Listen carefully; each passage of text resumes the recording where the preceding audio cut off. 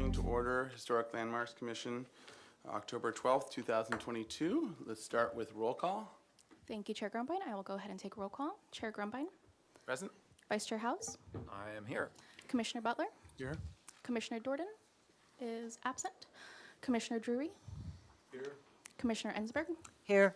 Commissioner Lenvik, Here. Commissioner Manuel, Here.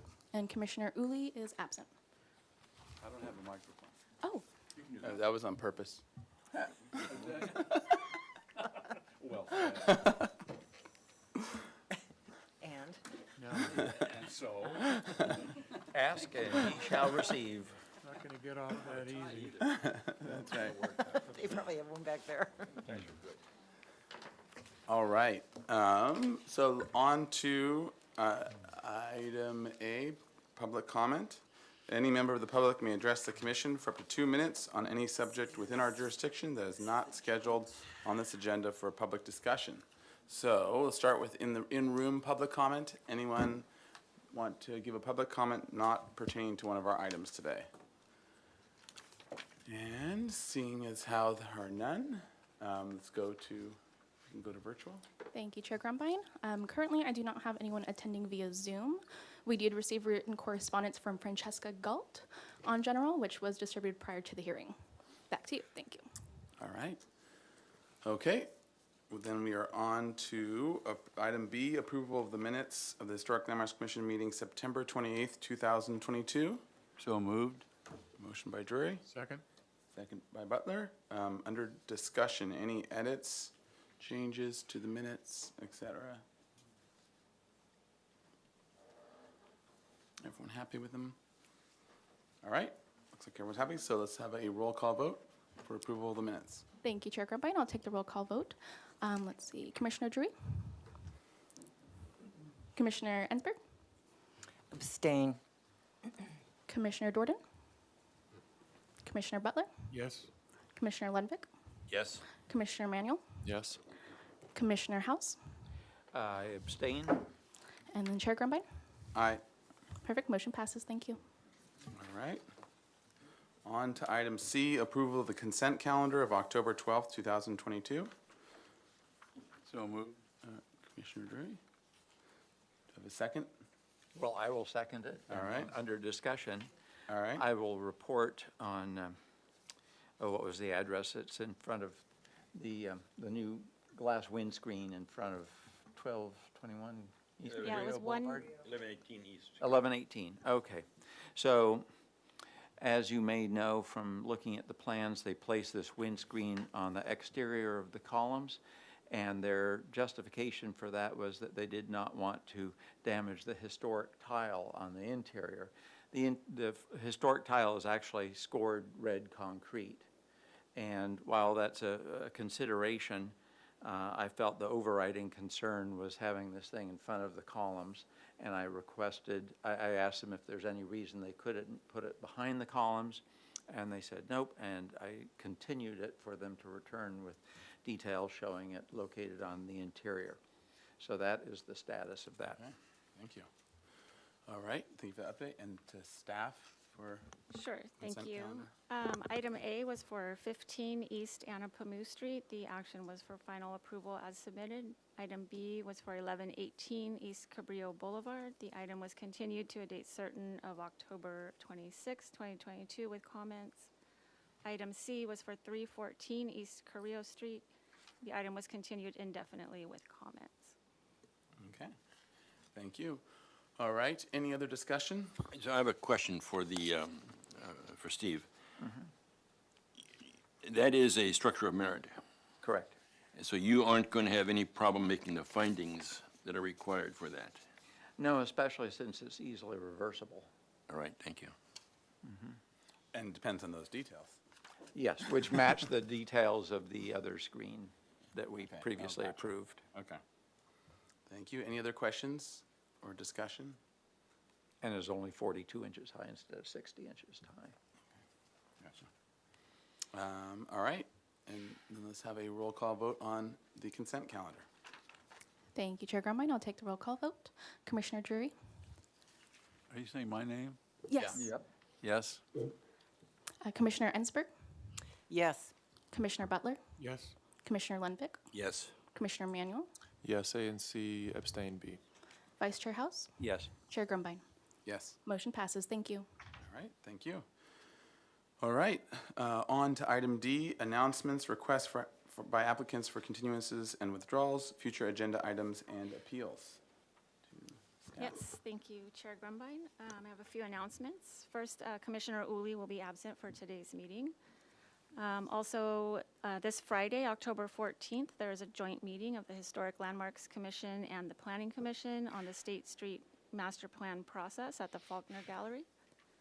And also sometime this November, probably the 9th, staff will present an update to this commission on the Objective Design and Development Standards draft. Well, that's it for me. Thank you. Great. Other announcements? Commissioner Lenvick? Yes, regarding State Street Advisory Committee, right now, the agenda shows that there will be a two-day community outreach meeting regarding State Street, probably on State Street, occurring on November 3rd and 4th.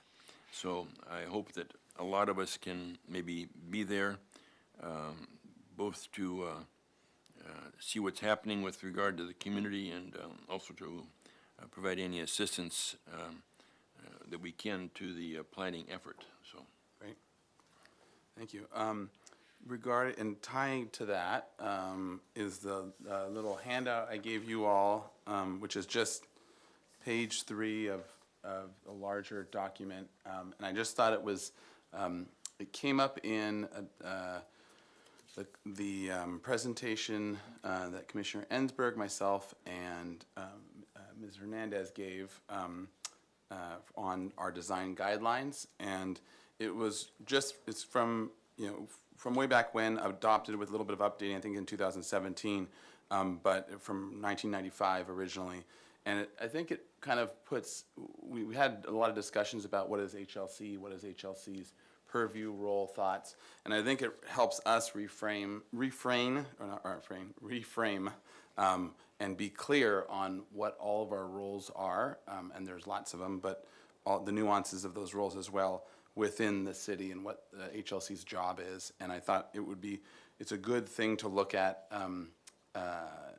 especially leading up to all these discussions, so about State Street and our meeting with the Planning Commission. So anyways, for your Sure. later reading pleasure, and for anyone else who wants to, it's on page 3, those viewers at home, all 2 of you, there's, you can find it on the city's website under HLC, and there's a couple 100-page document. It's right at the front. So page 3, just look for page 3. Do you think I could get a copy of that and I can add it to the record of Okay, yeah, today's great, meeting? Thank you. perfect. Will do, and then, Yeah, I want to, further regarding the State Street Public Community Outreach on November 3rd, 4th, I assume the city attorney will be advising us that we can't all be there probably, but we'll leave it up to her, to the city attorney to give us that advice down the road from the standpoint of Brown Act attendance. I believe 4 of us could be there, but probably not 5 of us. or at least at the same time. Yeah, whatever. So Yep. if you see other commissioners, run away. So, or at least don't, and especially don't congregate. But I think it is good for all of us to be part of that discussion, and also be careful about avoiding the Brown Act. Okay, any other announcements, requests, et cetera, appeals, other items? Okay, on to item E, subcommittee reports. Any reports from any of the subcommittees? Only, Mr. Chair, that the Plaza de la Guerra Design Plaza de la Guerra Design Committee will be meeting later this month, Okay, great. or a subgroup of. Yes, yep, that's right, a subcommittee for it. I noticed in an email to us that the city is looking for a landmarks representative on the airport design Oh, yes, thing, good, so. yeah. uh, Good that point. may be something we should work on. Yeah, that's a good point. So Any takers now, or we can always volunteer someone who's not here? Any takers for that? So that was to, that email went out, I think, a day or two ago, for needing to have one person, there'll be planning commissioner, there'll be ABR, but said they wanting one volunteer for HLC to be on the airport to give advice on it, on that project. And they estimated, I think, 4 or 6 meetings or something like that. 4 one-hour meetings, I Yeah, think. 4 one-hour meetings over the course of a couple months or a chunk of time. Anyone want to step forward? Not I, but I think that Commissioner Jordan would be a good pick. Yeah. Not because he's not here, but I think that he's got a Well, that's the good second balance best of reason. expertise. Well, I think I still have an outstanding bill of Peter's Flying Machine, so I'm not sure. you want to stay away from that one? All right. And if anyone else here doesn't want to jump on, I think that's a great idea to at least, we'll circle back with him and check if he's able to do it. Yeah. Okay. Chair Grumbine? Ms. Ginsburg? Yeah, I have been thinking about that one and just trying to figure out whether I could help. And I did speak with Jessica Metzger Okay. the other day, and she's now at the airport.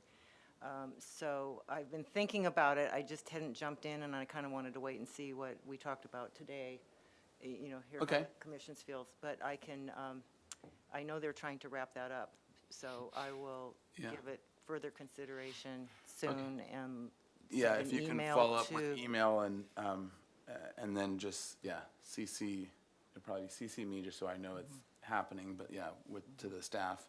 And then we can get that confirmed and just locked in. I think you'd be great as well, so it would be. I mean, unless Now, Commissioner Dordan wants to do it. yeah, well, the other So- thing is if there were 2, are you really, is staff really only looking You for just one? want one.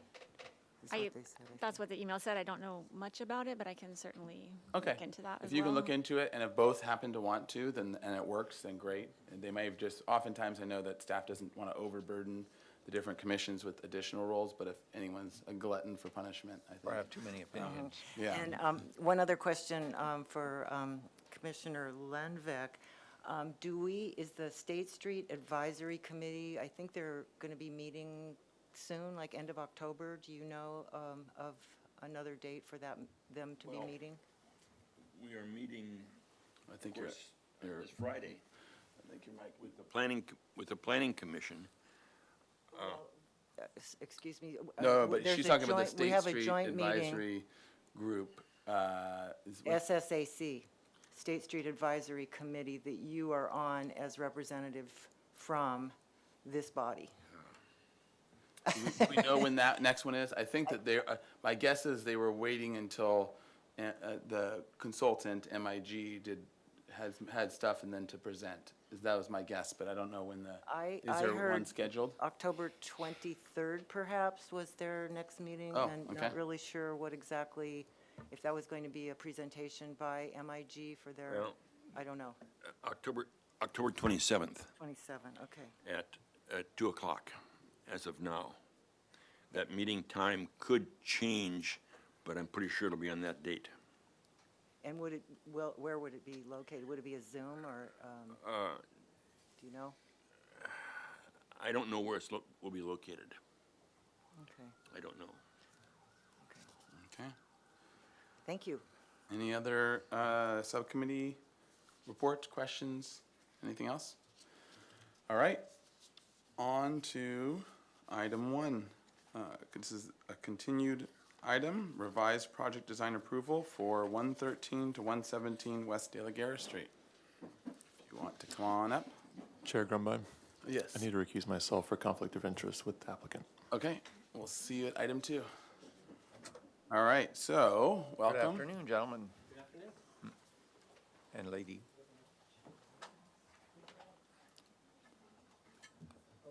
We've got, now there's a spare one.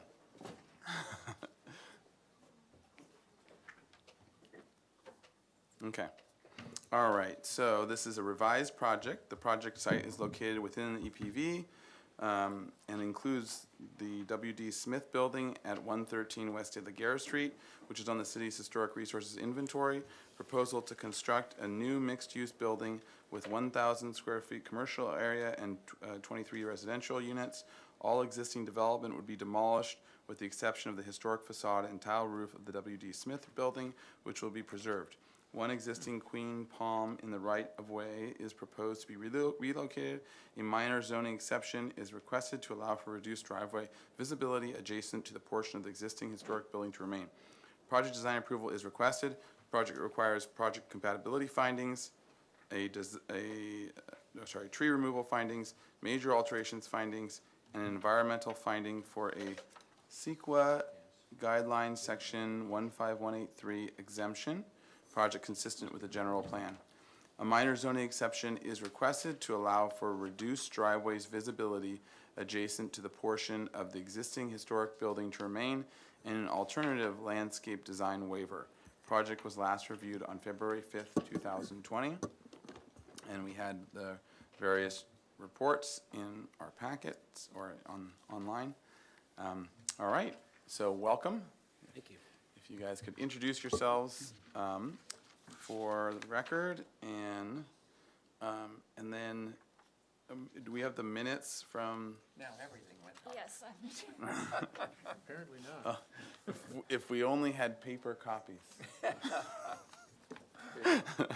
Perfect. Just in case. So let's see. We'll give it a second. We might be able to get it back up.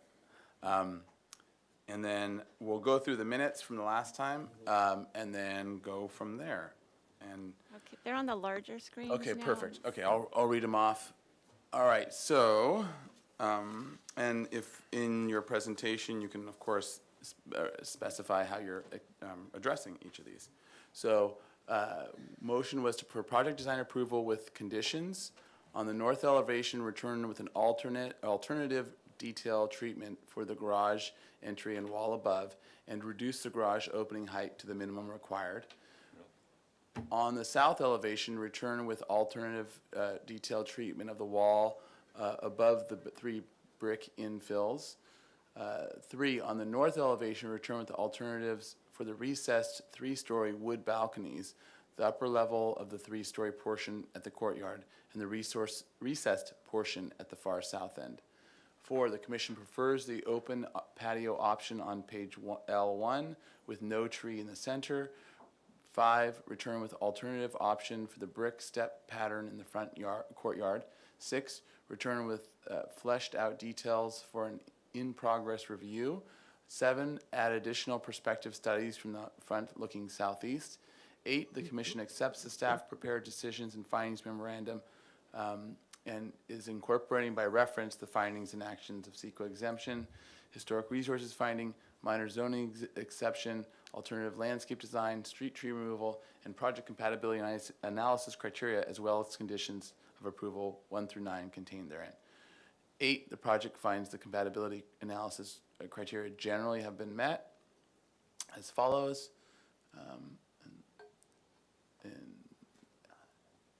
A, the project fully complies with all applicable city charter and municipal requirements. The project design is consistent with the design guidelines applicable to its location. The design of the project is compatible with desirable architectural qualities and characteristics that are distinctive of Santa Barbara and of the particular neighborhood surrounding the project. C, the size, mass, bulk, scale, and of the project are appropriate for its location and neighborhood. D, the design of the project is appropriately sensitive to adjacent landmarks or other nearby designated historic resources. E, the design of the project responds appropriately to established scenic public vistas. F, the project includes an appropriate amount of open space and landscaping. The motion was by Mahan, the second was by Vena. 8-0-0, Uli was absent, the motion carried. And the 10-day appeal period was announced. Okay, so I had a quick question to staff to make sure that we're understanding it. So that was for design approval, and I'm sure that this will somehow play into it. So is this this is for us for design approval as well? Project design approval? That's correct. This is a revised project design so approval. as a revised, and then we're going to go through all the things that were revised and then also address those things that were part of it. Okay, great. And then anything else from staff before we? Just to let you know, the case planner, Megan Arciniega, is here in case you have questions for her. She's Okay, great. Thank you. All right, and if you'll have 15 minutes for your presentation, if you can focus on all things changed and all things on that list. Very good. Chair Grumbine and fellow commissioners, Ed Devasene, DMHA architect, here with Ryan Mills of DMHA and Courtney Jane Miller with CJM LA. So yeah, glad to be here. Last time you saw this was February 5th, coming up on 2 years, so 2020. And what have we been up to since then? This quick intro. So the main thing is we found a development partner. So what we've been doing in the last couple of months is looking at the project and making refinements based on that developer contractor input. The developer partner is Kibo Group. Kibo Group, you might know, was responsible for the development of the Honor Bar building on Coast Village Road. Additionally, the May Plaza building on East De La Guerra, which just a couple weeks ago won the Santa Barbara Beautiful Award and was also featured on Architect Tours, the AIA's annual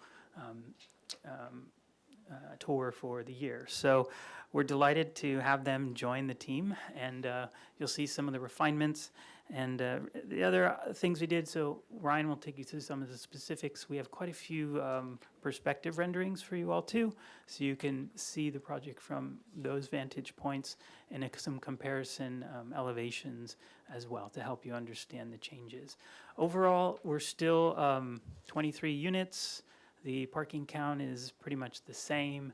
The size of the unit average has gone up as we've enclosed some exterior balconies and into living space, and so we're still under the average for AUD. We're at 800. We're allowed a max of 8 to 11, I believe, as an average. And yeah, you'll see. So it's pretty minor on the changes.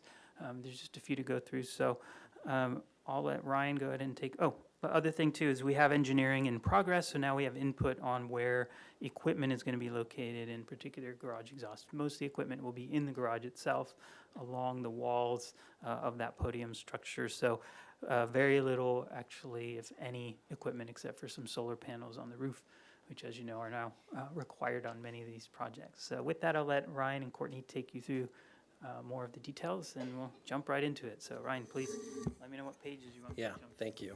Okay.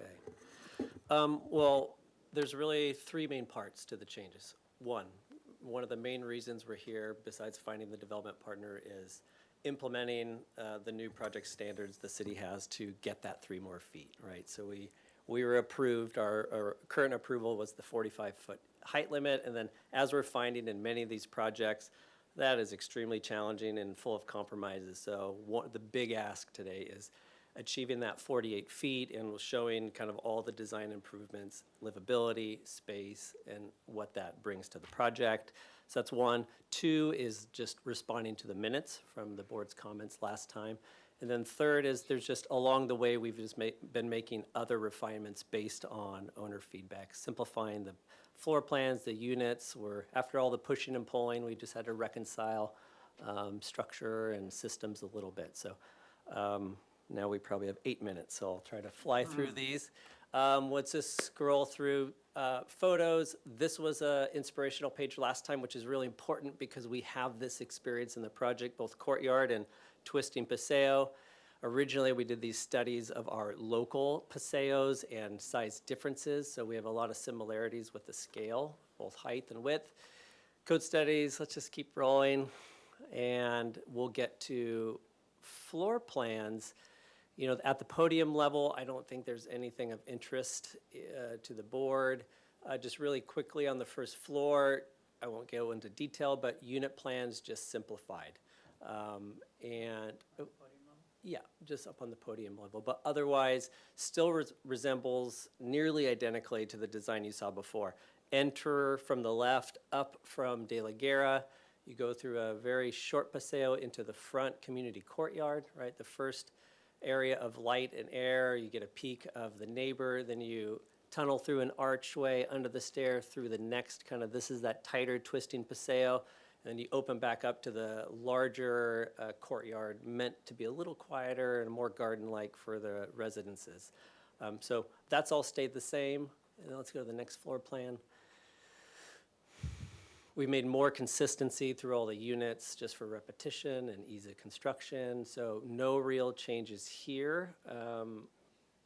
One thing of note on the right side of the page is as we go up, so really with the height difference, the biggest challenge I think in maybe neighbors' minds or everyone's minds is what does that height do? So if you remember, we're really 2 stories on the street, 2 stories on this, the 121 Chapala side, or sorry, 121 De La Guerra side. So really the big effect is the Paseo Chapala side, right? So the 4th story element is the back right corner. So a couple things we've done, and the south. We've actually, on the southeast corner there, we've tucked in a little bit more in 2 directions, off the side property line, and actually opened up to the courtyard side a little bit. So we reduced massing there a little bit there. Let's go to the next floor up.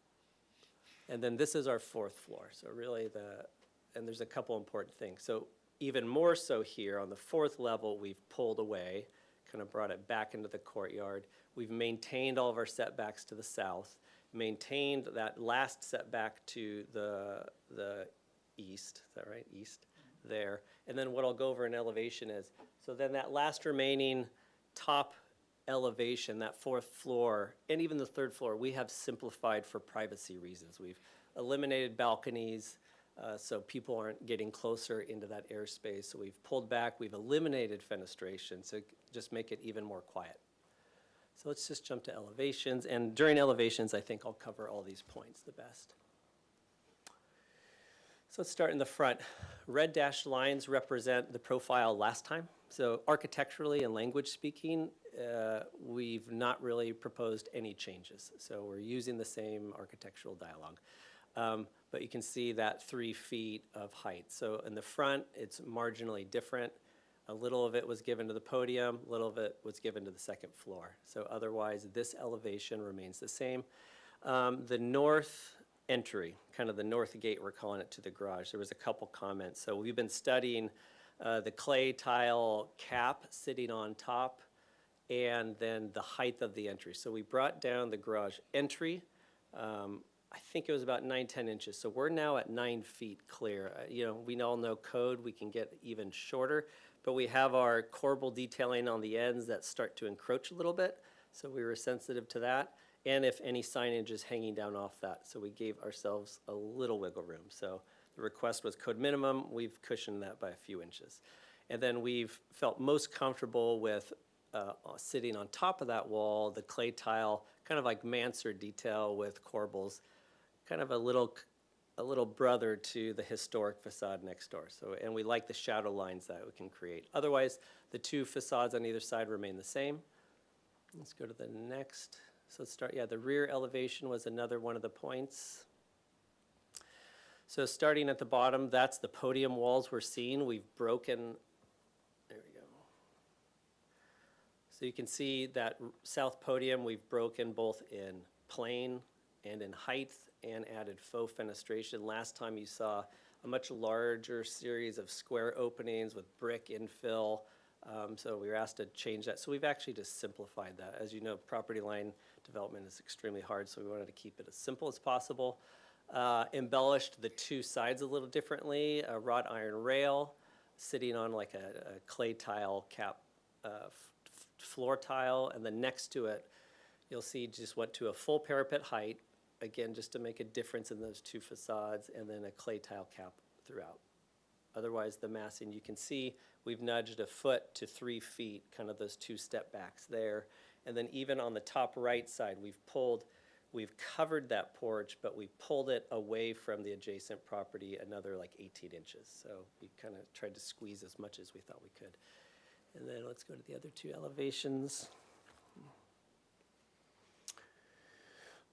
So on the west elevation, again, front of the project, no real difference. The dark gray represents the actual adjacent neighbor's property line development. And then let's just scroll right, Ed. And then the townhouse block that sits in the middle, flanked by 2 courtyards, again, hasn't really changed. We just grabbed a little bit of height for that top unit and volume. And then in the rear, you can see not only is it pushing away from this elevation, the courtyard side, we've carved out a nice little chunk, and then you see even on this, well, on the south, it did step out just a tiny bit on that portion. West elevation.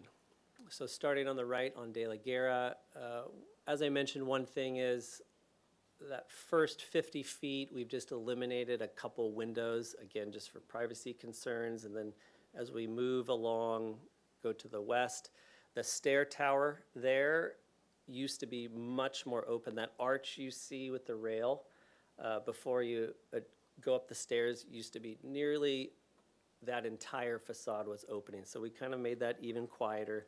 Then as we march down, that next big middle portion, you can see we've eliminated a couple windows. It looks a little bare, but we like the simplicity and austerity of it, and I think the neighbors will appreciate that. And then likewise all the way down. So we kind of simplified the fenestration here. Big difference is on that top floor on the south, we did enclose the balcony and then the height. Okay. Just want to make sure I hit all the notes. The other comment you guys addressed was, or requested, is just fleshing out all the details. We obviously are here for a revised PDA, so we want to make sure we're on solid ground and finding the right path, and of course we'll come back with all the revised detailing, but we have been putting more thought into it. What you didn't see before, I'd like to show the Paseo elevation, and go up one. So we didn't have these quite developed, but now we're feeling really good about the Paseo sequence. So on the left is De La Guerra. You approach to this podium level. Again, you can see sort of a series of doors. We're accentuating with different types of opening. And then as you move back, our inspiration for this was the language of like El Paseo, right? So these kind of facades intermixed with like wood, balconies, and ins and outs. And so that's the inspiration here, which we can come back to if you like. And we have views of. Sections are the same and help describe. So I think this is important on these two sections. It shows our adjacent neighbors. And really, in the 3 feet, that was spread out, you know, between the podium, which is just needed for a deep development lot, where we're running all the plumbing back and forth. But then also, really, then it's just split up between each floor level. So it's a matter of, you know, inches, not feet. So the relationship you can see between the two projects. Our podium level is actually approximately at level with both projects, and then as you move up. So the relationship hadn't really changed. We were a little lower than them in the previous round. So in terms of how that dynamic changed, we felt really comfortable with. Here's some overall views that we could spend more time. Just gives you a kind of a bird's eye view. And then a few shots just to show perspective. So street view again, showing the massing and breakup didn't change. This is when you come up, that first entry court shows all that same architectural language, the brick detailing, which is mimicking the facade, the ironwork. Hardscape Courtney's going to get to in a second, and then this shows you kind of the adjacency to the neighbor and how we're inviting them and we're combining the architecture. Here's that back courtyard, which we're really, really happy about, kind of that El Paseo inspired. This was one of the comments, actually, number 3, it says on the north elevation, it talked about the courtyard. I think they meant this elevation in the minutes. Could be wrong, but we've taken a good look at all the elevations in here and we're really happy with it. And then a couple more view. Yep, this is the rear elevation looking back. Here's that eye shot back through the Paseo to the front of the project. And let's see, did I tack on everything? And then we had a couple more views just showing context. Again, that didn't really change, and it just kind of highlights the relationship between the two. So, did I miss anything? Otherwise, we can conclude and be happy to answer questions. Courtney. I got 1 course. minute. Landscape matters Darn too. it does. So we wanted her to go first. Darn it. Par for the course. There's not much for us to cover, so just briefly, the changes we made were largely to the hardscape design. We did have a couple comments, one on the front courtyard. Previously, we had brick on both the stairs and the upper level of that courtyard, and so we've revised that to be a square format paver. In general, we wanted to sort of simplify and take a much more refined look at the hardscape design. So we have our products indicated on the lower left side of this page. Ed can kind of scroll down and just show you real briefly. 2 different products. So the square paver is a courtyard paver. They're both sort of like a tan, little bit of terracotta maybe color. And then the product to the right is would be an ashlar pattern. And that we're going to use elsewhere. So can you scroll back up? And yeah, so we wanted this sort of cobblestone-esque look through the narrower parts of the paseo and the courtyard. So that's what you see there in the middle. In the back courtyard, the comment was we came previously with 2 different options. And so one had a planter in the center with a large tree, and the other was much more simple. So we've stuck with the simpler version, which was requested in the minutes. And we like these to be more flexible, you know, just soft seating, furnishings, some nice shade trees in the back, actually in both. And the plant palette, you know, it's our traditional EPV palette. A little bit more color on this one. We're using the tulip tree for our shade tree, so that has a really vibrant flower, which is beautiful. And lots of vines. We're planning on getting a vine up over that garage opening on the ground floor. And the other big change was we have one existing very tall queen palm in the parkway there. It's right where our driveway entry is. So previously we had proposed to relocate it. But when we looked at this and the reality of digging it, nurturing it, and then reinstalling, we realized that the risk kind of outweighed the reward there. So what we're planning to do is replace that with a new tree that's minimum 15 foot tall. So that's been coordinated with and approved by the STAC. And I'll leave it at that and address anything else in questions. Thank you. All right, if that concludes your presentation, we'll go to public comment. Any member of the public can comment on this item. We'll start with in-room public comment. If there's any, okay, if you can make sure to fill out a speaker slip if you haven't done so already, and you can come right up to the podium here, and you'll have 2 minutes to speak. Thank you, Chair Grumbrine. First, I have Joan Davidson. Okay. Great.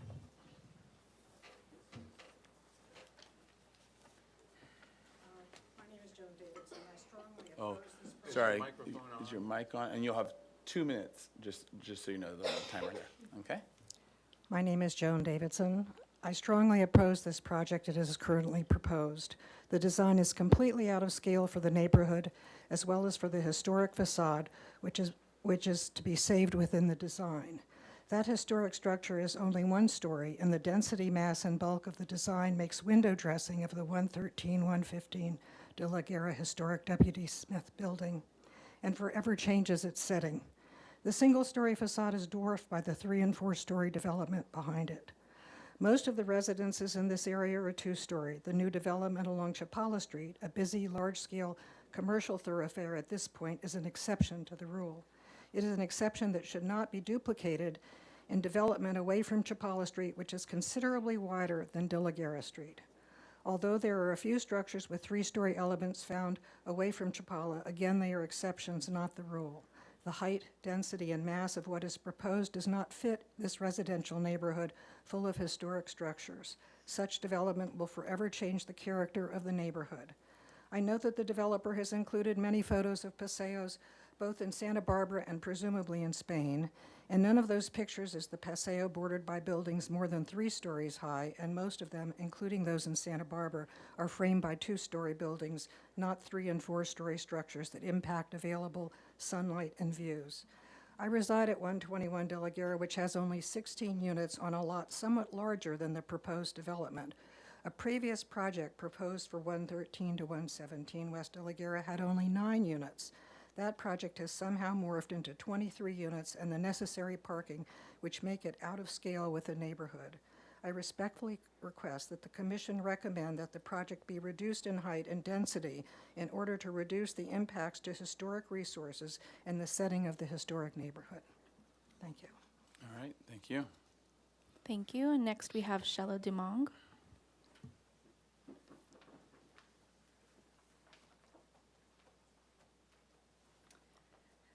Good afternoon. My name is Shella Dumont. I submitted a letter of public comment to you yesterday, so you probably have it in your packet. It's the big one. It's 3 pages. I just wanted to come up and also introduce myself to you and put a face to the public comment. Several of my neighbors also wanted to be here to speak, but they were unable to due to, longstanding appointments and so forth. So there would have been a bigger crowd.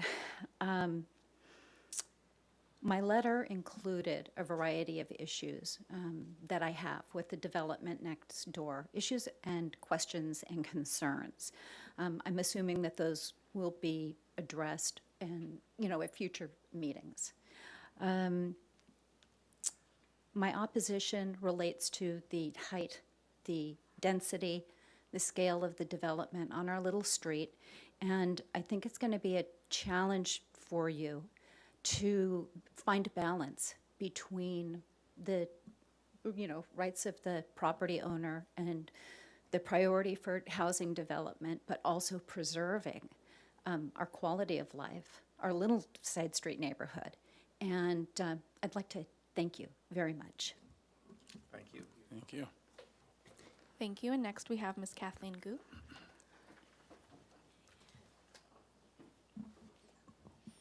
Hello, I'd like to take this opportunity. My name is Kathleen Gu, and I live next door at the 105 West Elguera location. And I do have a condo there that is an interior to the building, so not so much affected by any balconies that share may intersect on the space for between the two buildings.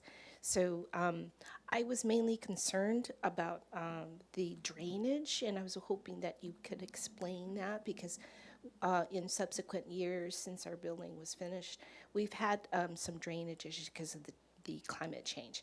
So I just wanted to find out about that. We actually have a bioswale that captures a lot of the water, and it has worked very well for us. And I was wondering if you had any plans for maybe having a bioswale or anything like that to capture the water and recycle it before it goes into the city system. Also, I was hoping that you could maybe go over again any common areas between the two buildings, like any balconies or anything. And I was kind of hoping that a lot of the windows could be changed to, like, if they're full balconies, to maybe change to Juliet balconies, so that there would be no privacy issues between the two buildings. So those are my only 2 concerns, are the drainage and any common buffering between the 2 buildings. Thank you. Thank you. Thank you. Thank you, Chair Grumbine. Let's see, I have one more speaker slip coming up. Good afternoon, John Campanella. Oh, I think there we go. Good afternoon, John Campanella. I am a property owner next door on Paseo Chapala. Just had a question. I appreciate the renderings showing side by side of the 2 buildings. The 3rd and 4th levels are pretty clear. However, I'm not really clear on level 2, which is the first living area. If you could maybe have some more detail, because that would be living area balconies to balconies, I think. So it's hard to tell because your shadow silhouette blocks out that 2nd floor. So if you could look at 2nd floor to 2nd floor in some type of illustration, that would be appreciated. Thank you. All right. Thank you, Chair Grumbine. So I don't have any more speaker slips. If anyone joining via Zoom would like to speak on this item, please go ahead and raise your hand, and I'll go ahead and call on you. Give that a moment. Okay, we do have Kelly Bartlett who'd like to talk. Kelly, I'm going to go ahead and send you an unmute request.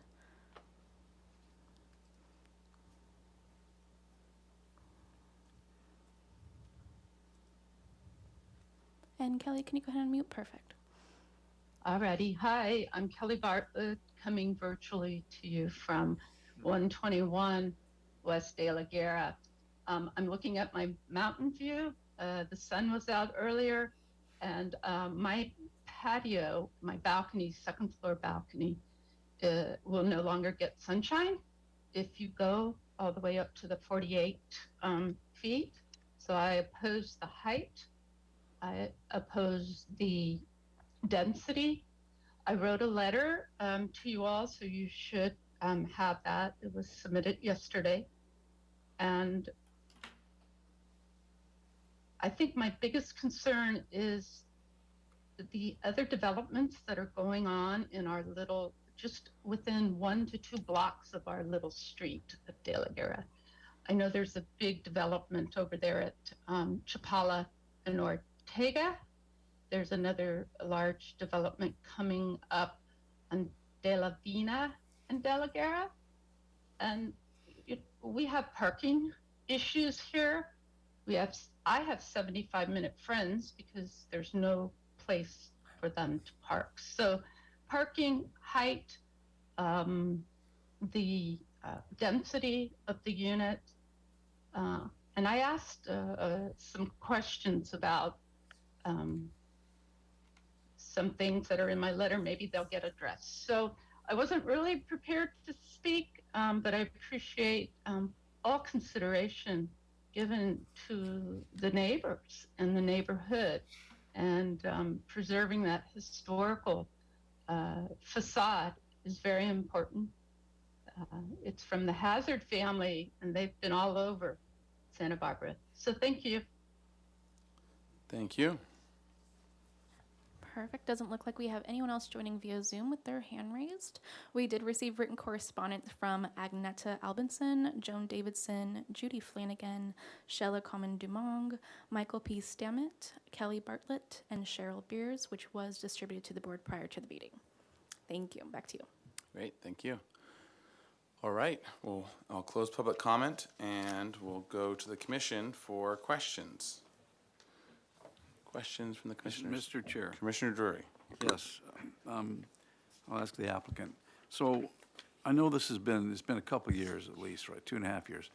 But I know that there was some conflicting views in terms of, at least from me, concerning the neighbors, both to the east and the west. And I'm wondering if you could put something on screen that shows the impact to the neighbors to the west and the east. If there's a graphic you could give us. Chair Grumbine, Commissioner Drury, there's quite a few. So the easiest place to start, well, I'd encourage the And commissioners. because there going to be another question about the floor 2 versus 2, you can throw that in there as part of that mix. Sure, and not too much has changed from the original design. The PDA that was approved as far as patio to patio layout. So on the podium plan, you can see the context of each neighbor to the east and the west. I'll remind the commission that we have. That's a very valuable piece of information that we got. And this was an issue that we worked through quite a bit before we got to the PDA with this commission. So that's one place. The elevations also give it pretty good, and then we have those perspectives, which you can move around as well. Yeah, it's a little harder to see here. I think in the past we had this more transparent. This is the neighbor wall. So you can see where there's already walls, and to get a sense of, this is the neighbor to the west, 121. Our courtyard views also probably show this better. This is a more technical kind of document. And then to the east, it's a little more complex with the levels of upper patios and lower patios to the neighbor to the east. And again, between the two, you can get a good sense of that. And then really the perspectives as well are helpful. Which is why we've provided so many different types of views. Okay. Why don't you go to the aerial there, the AXO or whatever, and maybe zoom in on each one of them and then kind of walk us through around it. Or unless there's something else that's better. I think there's better views, sure. So we can pause here. So this is the front courtyard, so you can see more clearly the relationship to 121 to the west, or that wall that was in the elevation is there, and you can get an idea of the patio to patio relationship in the massing.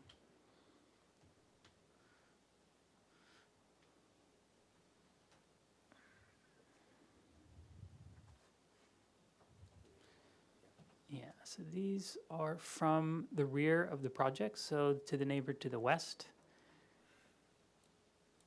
Again, you can get a sense of their patios, kind of cross-referencing that Paseo plan with, we have the main courtyard here with some landscaping as a buffer.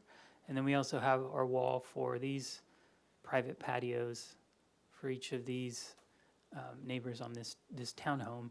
And then the other courtyard that you saw from the front view, the front courtyard is So here. on the left there, what are each of those, that pinky salmon color patios? And These are then neighbor patios. And then the gray or the space in between is what, is supposed to be wall? Their site wall, then our site wall, which Oh, sorry, no, sorry, dividing their own patios, like that strip, what is that supposed to be? oh, that's, yeah, dividers, we don't have all of that information. Okay, They're but separate. those are where their dividers are between their balconies. Yes, If I may, Mr. Chair, so is that, what floor is that we're looking at to the one, to 121? Both things will show you, this is second floor to second floor. Okay. Correct. So second floor where the pinky salmon is, and then second floor where the other plants and whatever, yeah, okay. Yeah, so we do have sections as well that show the floor-to-floor relationship there and the fences. Yeah, and on this The side, walls. yeah, sorry. And on this side, we'll talk about both, but on this side, you can see the goal previously and how we worked through with this commission before was we were trying to do a respond in like, if possible, if not better. So this is a good example where we knew those were all the patios, they're private spaces, so then we kind of mirrored that, and then courtyard, we introduced 2 courtyards to further supplement kind of privacy and space, right? So that's why we chose over here. So there's landscape buffers, taller site walls on our patios on this side, and so we think we kind of balanced that pretty well over here. And then by courtyards, you're talking about the outdoor public courtyards yes. for the new project are against or against portions of the balcony. Okay, got it. Yep. And then if we want to zoom down, we can show the other side. Before you leave? Sure. So what happens on the first floor? I'm not familiar particularly with that project.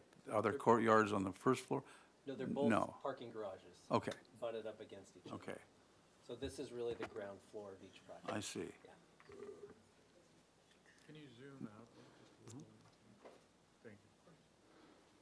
That's good. Thank you. And so then this is the backside to the neighbor to the south. Yes. And then what has changed since last time on all, like this peripheral, from the balconies to has anything changed on this side? Because you did say that you enclosed some balconies. Are any of those balconies that were enclosed? Sure. Starting on this side, now that we're talking about the west side, no. The 2 main courtyards did not change. The townhouses, Ed, if you can put the cursor on, in the middle between the 2, the footprint hasn't changed. That grew the foot. We took a foot for that one. And then coming to the south edge here, all the stepping is the same. We were pointing out, we can look at the elevations, the red lines represented. So there was The slight height edging. changing So in this, we actually moved away from this neighbor to the west on the 3rd and 4th floors. So those were the main changes. So can you hover over where the wall that pushed back?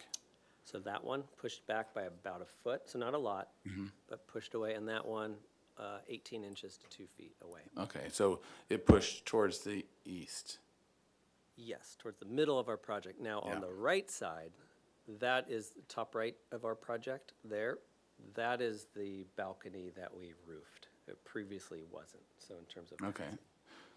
So that was open air before? That was open to Or the sky. trellis?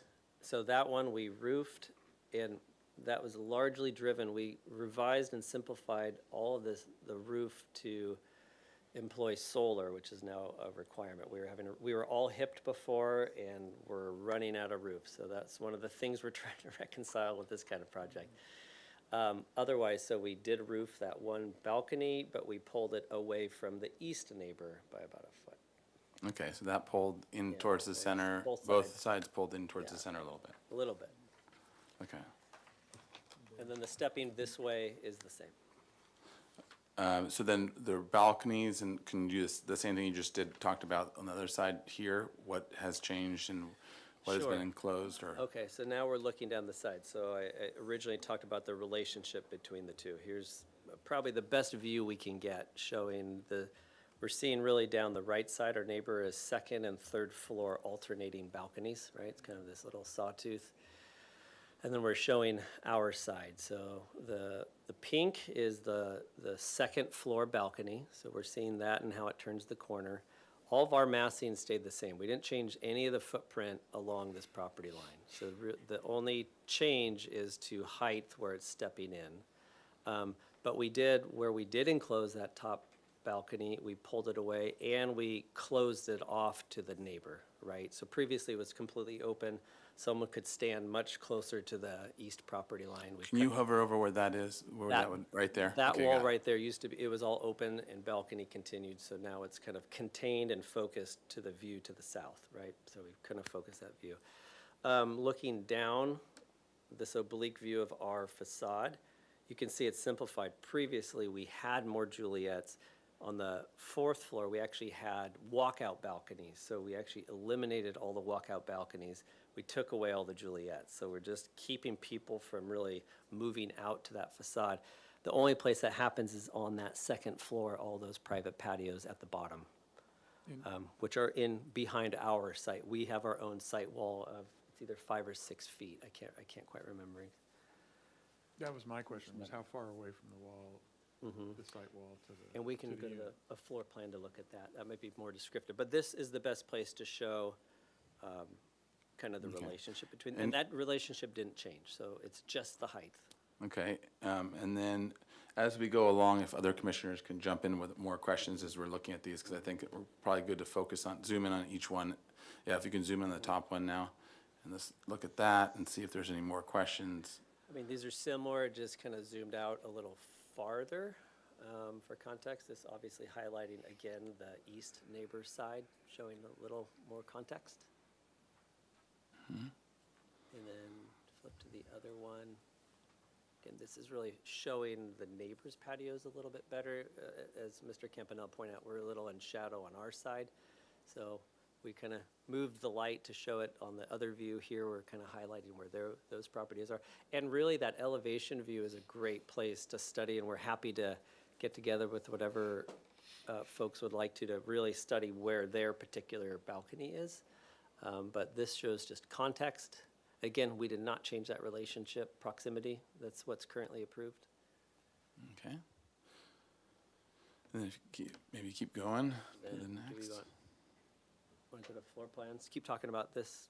Yeah, just keep walking through, I think, with especially this Okay. subject in So mind. here we are 'cause- hovering over De La Guerra, so looking from the front, a similar view. You can see towards the front, the Paseo Chapala project, there's actually more third-story balconies first, and then it kind of dips down to second stories. So again, look at our facade. We only have patios on that our lowest unit level. And that's to the east? This is Yeah. to the east, yeah. So that was, to us, the big move, is keeping all of our people behind the wall. Okay. And Chair That- Combine? Go ahead, Commissioner Ensberg, then Commissioner Lenvig. Yeah, just a quick question about, does the solar access ordinance apply to this? Yeah. Yeah? Oh, No? you're saying no? Okay. No, Commissioner Ensberg, the parcels are zoned commercial, and so the solar access ordinance does not apply on the commercial parcels. Okay, and I'm seeing staff nod yes too. The- We don't have to just trust you. Yes, that's fine. Commissioner Lenvig. The roof over the garage entry, is that accurate? You've got that much depth on that structure to present that much roof? It's modeled accurately, not yet detailed, but what we're assuming is we have a thickened parapet wall, and we have very deep corbels similar to the facade. So we're hoping for about 3 feet. So what is that, maybe 3, possibly 4 tiles deep is the goal. That appears more than that in that rendering, but That might be the texture map on there. It's not literal, but we're working on those details. Happy to show that, but that's the goal. It's about 3 feet of mansard. Okay. Other questions on this view? Question concerning noise from HVAC units. I'm assuming that you're going to dampen as much noise as possible so it doesn't affect your project or the neighbors? Chair Grumbine, Commissioner Drury, we did put air conditioning on this project since you last saw it. But all the condensing units that make noise are actually in the garage, up high on the walls above the nose of the vehicles. So we will not have any equipment actually outside of the garage area. For the garage exhaust, for the CO, carbon monoxide, we will have louvers attached to a shaft adjacent to our elevator tower, and that will expel air, but the fans for that will be down in the garage level. So that's the only potentially noise-producing component. It's still early in the design, and we'll look at ways to mitigate that noise generation. Thank you. All right. Mr. Chair. Yes, Vice Chair House. I'd like to get more clarity on the added height. So, as I understand it, it varies, but at maximum you've added 3 feet in places. So first question would be, is that at all because of structural things you've run into and you needed to add? Or was it because you got permission to add the extra 3 feet and so you took advantage of that? And does that add additional volume in the units? Do you want to walk us through this section? Sure, Chair Grumbine, Commissioner House, all the above, really. So I think as designers, we were all delighted when council took the height limit from 45 to 48. It helped to resolve a lot of those structural issues we have. This section's probably the best, so let me jump to that, and maybe the cross sections. And this is also where we have our floor-to-floor dimensions. Okay, so yes, we're currently working through the actual thickness. I think we're 20 inches total, so 16 structure, our sound and fire chipboard underneath, a couple layers, and then up above some lightweight concrete and finished material. So I think it's a 20-inch total, and so that is what we're using for the third floor and the fourth floor ceilings. Our floor-to-floor heights are 11.2, 11.2, and then we did keep the plate height at the top at 8 feet. So for the most part, we're vaulting, actually, that, it looks like that plate, yeah, it's at its most, we have a pinch point at the very back. That's where the 8 foot is. As the 4-story wraps around, it does get a little taller. As you can see, some of the edges pull back. But at its lowest point, we have 8 feet, and that's what's kind of driving. But we are, for the most part, vaulting the 4th floor units, which is what we had last time. But we do have structural now confirming that we can do that.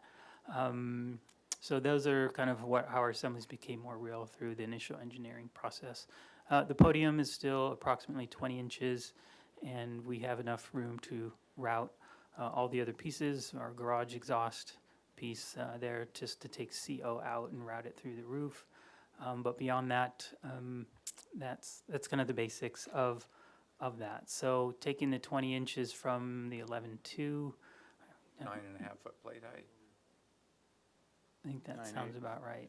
Mm-hmm. And then it sets the bathrooms, we give the bathrooms about 14 inches. Correct. In the bathrooms, we have ventilation requirements as well, so we have some fans, lowered ceilings in the bathrooms.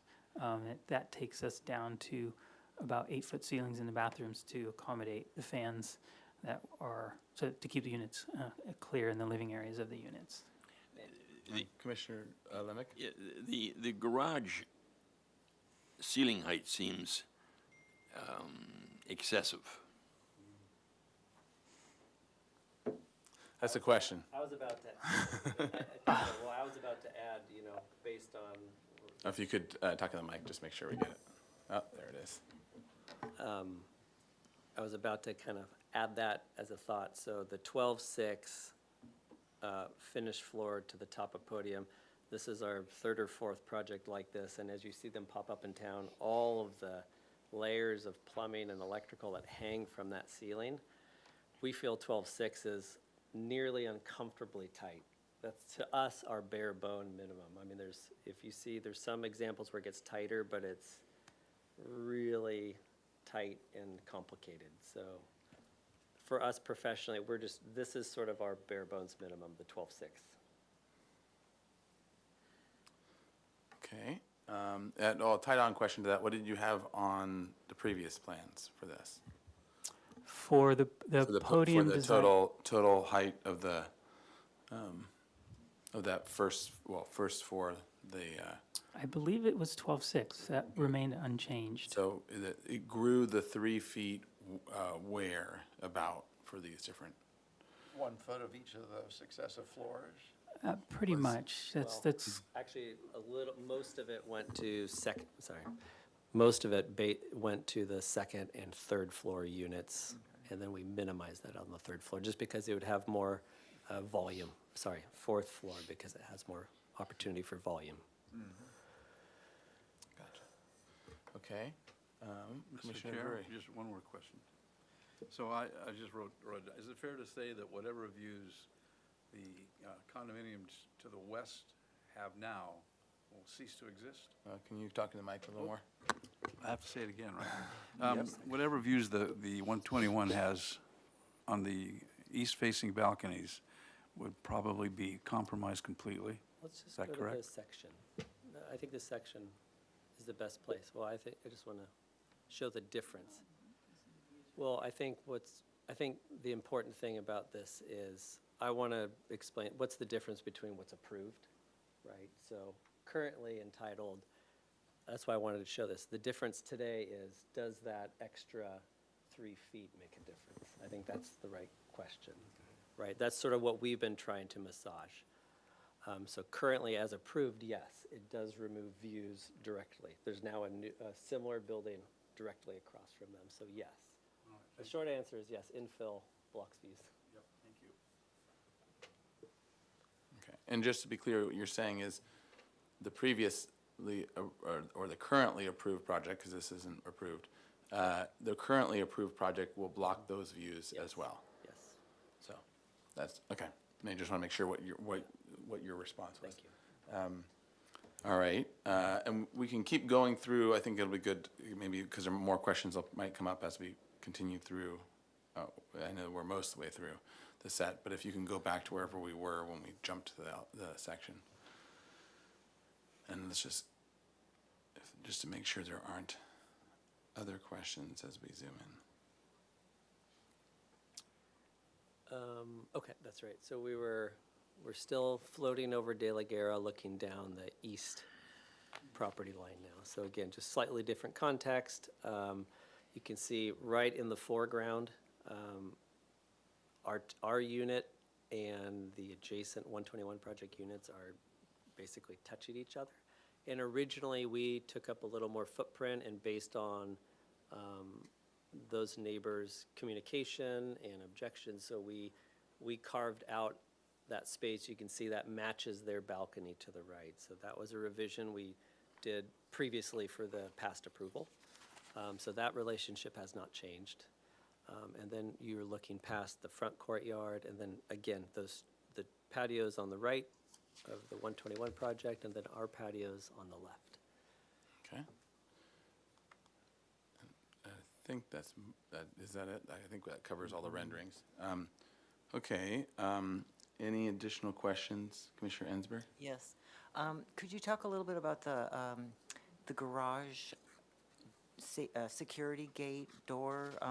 I have the rendering from before, the hand rendering, the beautiful one.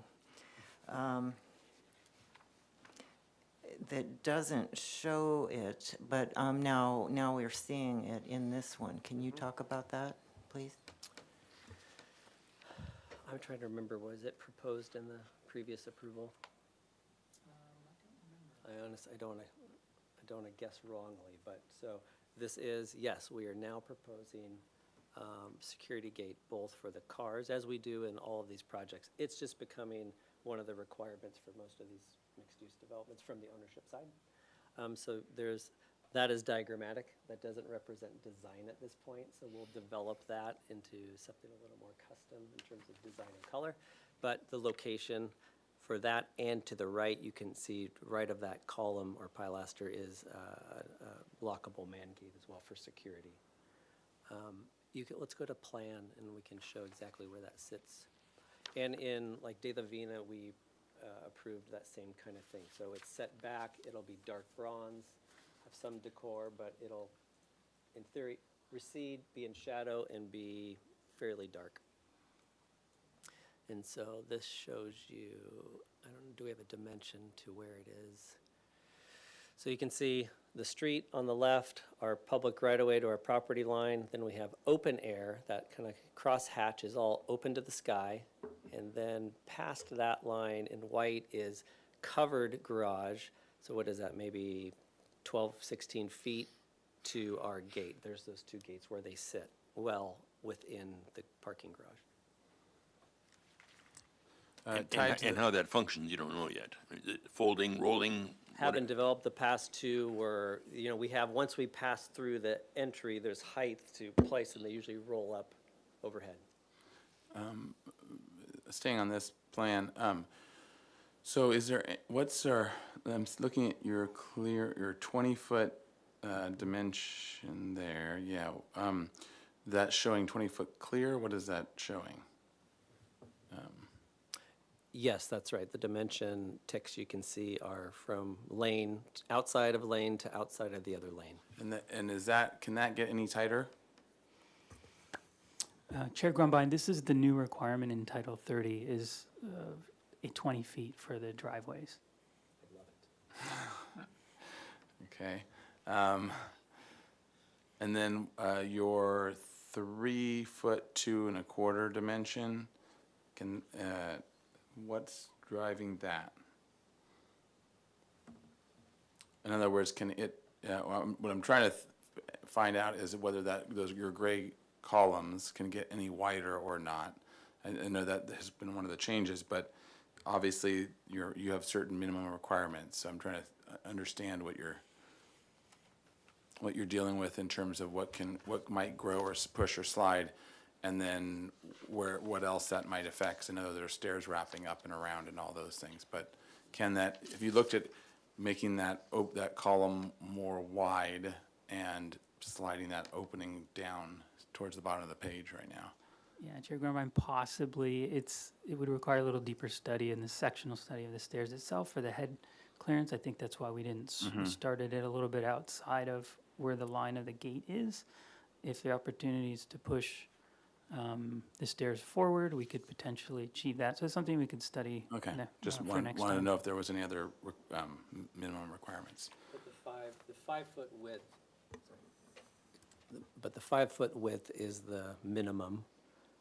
The columns impede on that path of travel, which is acceptable, but the 5 foot is what we needed for the bike access out. Okay. The 2 lanes, and then yes, even against the historic facade building, you can see we're trying to leave a little bit of buffer and tire curb almost just to protect that building, and a little bit of landscaping against our stair. Okay, gotcha. Okay. Other questions? One question I had was regarding to the elevation, the trellises, what's it called? Covering, overhang, trellis, the trellis awning. What is that, and was that always there as that, or what has that changed, or what's the? Because you have a metal, and I can't tell the material. First question was, I guess, what the material is. Is it painted wood? Is it metal? Yeah. What's being proposed? Yeah, Chair Grumbine, great question. These are one of the major elements we're still studying a little bit. So the big decision here is traditional fabric awning versus a trellis type canopy, right? So, do we want the ability to train something up there and soften it and grow things on those? Previously, we did have slightly larger wood trellis elements over a lot of our patios, particularly on the second floor. Those we removed or shrank down to these much smaller, got rid of posts, and they're hanging off the wall. So have not hashed out all the details, but what you're seeing here would be like wood trellising, but hanging off attached to the wall. So again, not completely resolved. Would be open to feedback, honestly struggling with, or ought these go to just fabric awnings? So that is something we'd like to study. Gotcha. Okay, any other questions? Commissioner Butler? Could you go back to the garage just for a second? I just had a real quick question, the illustration. My question was about access to the elevator, and I didn't quite follow the path to get there. So if you could just show that. You see that, because the elevator. Sure, Chair Grabine, Commissioner Butler. So from the sidewalk, we've got a gate, a rail, I should say, separating the vehicular portion. And so we've got our path through here to the gate. Through the gate, we continue just in front of the bike area. And then we have a path across the driveway. And that takes us to another rail barrier, rather than a curb, which has ramps to the elevator and the stairs. Okay, thank you. All right. Other questions? Did you consider putting that pedestrian gate and the path of travel on the other side of the driveway, on the east side, along the edge of the commercial? I mean, was that ever? I know this hasn't changed since we saw it originally, but Yeah. I have a recollection, it's been 3.5 years, or maybe more. But originally, that's usually the first study, right? All the main parts, everything fights for the front of a project. In this case, we had a facade that he had to protect, so that was taken up. So really, we're left with that bottom half of our parcel we wanted a beautiful egress stair up, so it's really then where to do the path and where to do cars. So there's really two options. This one, we scribbled all these out. And we saw another project like this where you change the two. So the path would be along the commercial, but now we're putting cars right at that property line. And then, so the challenge becomes this. It was just not as efficient as it zigs up to the middle, because you have to get to the middle for double loaded parking. So it was just a little fussier and harder to, you can see there's just a lot to fit in these projects in terms of utility, and they're all fighting for the front. All right. Other questions? All right. If there's no other questions, we'll move to comments. For those commissioners who are new, so this is coming before us for a new PDA. If they, I don't know if they have or not watched the previous recordings, but if they have not watched the previous recordings, what is the procedure? I think as a revised PDA, it would be okay to comment and vote on this version. Okay. That's what I figured as well. Need to have watched the. If you've watched it, then it review, I doesn't. would think. Well, but that would be for progressing that one to final. Okay, well, so it looks like either way you can. If you want, you can comment on whether you've watched it or not. But let's roll into comments now on this. And I think perhaps let's go at least for one round on the bigger picture things before we get into the weeds on balcony designs and things like that. Let's talk, because this is for project design approval, let's talk mass, bulk, scale, and those, any other general moves. Obviously, the biggest factors are the things that have changed since last time, because we gave the last one approval for a very, very similar project, except for certain things. And so I think it'll be important that we focus on those, especially those things that have changed. And then the other things that haven't changed, I think the question of refinement can and will definitely come with more, but I think we should at least start with that. So let's start with comments. Who wants to kick us off? With Mr. Chair? Vice Chair House. Well, let me say, first of all, I think we all understand that if this building had been built first before the buildings adjacent to it, it would be the tenants of this building complaining if the 2 or 3 or 4-story buildings next to it were being built. So, you know, it is just the reality that you have rights to build here, and it's not really any more massive than the adjacent buildings. So I think we all understand that. It's been a long trek to get here, and I think we constantly struggle to get it lower and less massive. And so it's frustrating for me to come back for a revised PDA and ask to go up 3 more feet. I think that El Paseo, El Caserio, various other projects, have an intimate scale to them. And I'm not sold that 9/6 ceilings are necessary throughout. I know it's hard to kind of have changing floor levels because that poses new problems, but, you know, I still feel, and in respect for the neighbors, anything you can do to bring it down, and, you know, the ceiling heights would be one place to do that. All right. Commissioner Drury? Mr. Chair, I would agree with Commissioner House, and I think that we're sort of, we're being forced into a program, maybe not even officially, but it seems like infill is becoming a kind of the state of city of Santa Barbara's ideas for putting people downtown, which is a laudable exercise, but it doesn't take into consideration existing projects enough for me. And we can't really talk about view sheds, I understand. Is that correct? Which is, I think, a mistake. So private views are the things that are not protected. The public views are Right. view sheds. Well, the public views are being yeah. compromised on the east side anyway of this project, or the east side of 121. So I think that it behooves the city, because we can't invent laws, it behooves the city to protect the existing structures, especially the residences, the condominiums. They're all over the city. There's maybe old houses next to them. They're going to be demolished, and they're going to be facing this what 121 and to a certain extent 105 is facing. And I agree with Commissioner Hauser about the plate heights. I think that anything that can be done to reduce the mass bulk and scale generally, even though the PDA was already voted upon many, many years ago, I think that would be a laudable goal. Thank you. All right, thank you. Commissioner Butler? Yeah, I actually took a tour of 121 through the whole courtyard area, and to just understand just how open or not that particular structure is, you know, and I came away pretty impressed. I thought that was a great approach, because and I know there's fewer units, et cetera, but that approach gave it an openness and a lot more airability and light, et cetera, et cetera. So I think that was a worthy effort. And I would agree with my colleagues that it is a hard challenge for us to say we need more housing, we need more units, it's, you know, keep it downtown, et cetera. This still feels a little high, a little heavy, and a little proximate.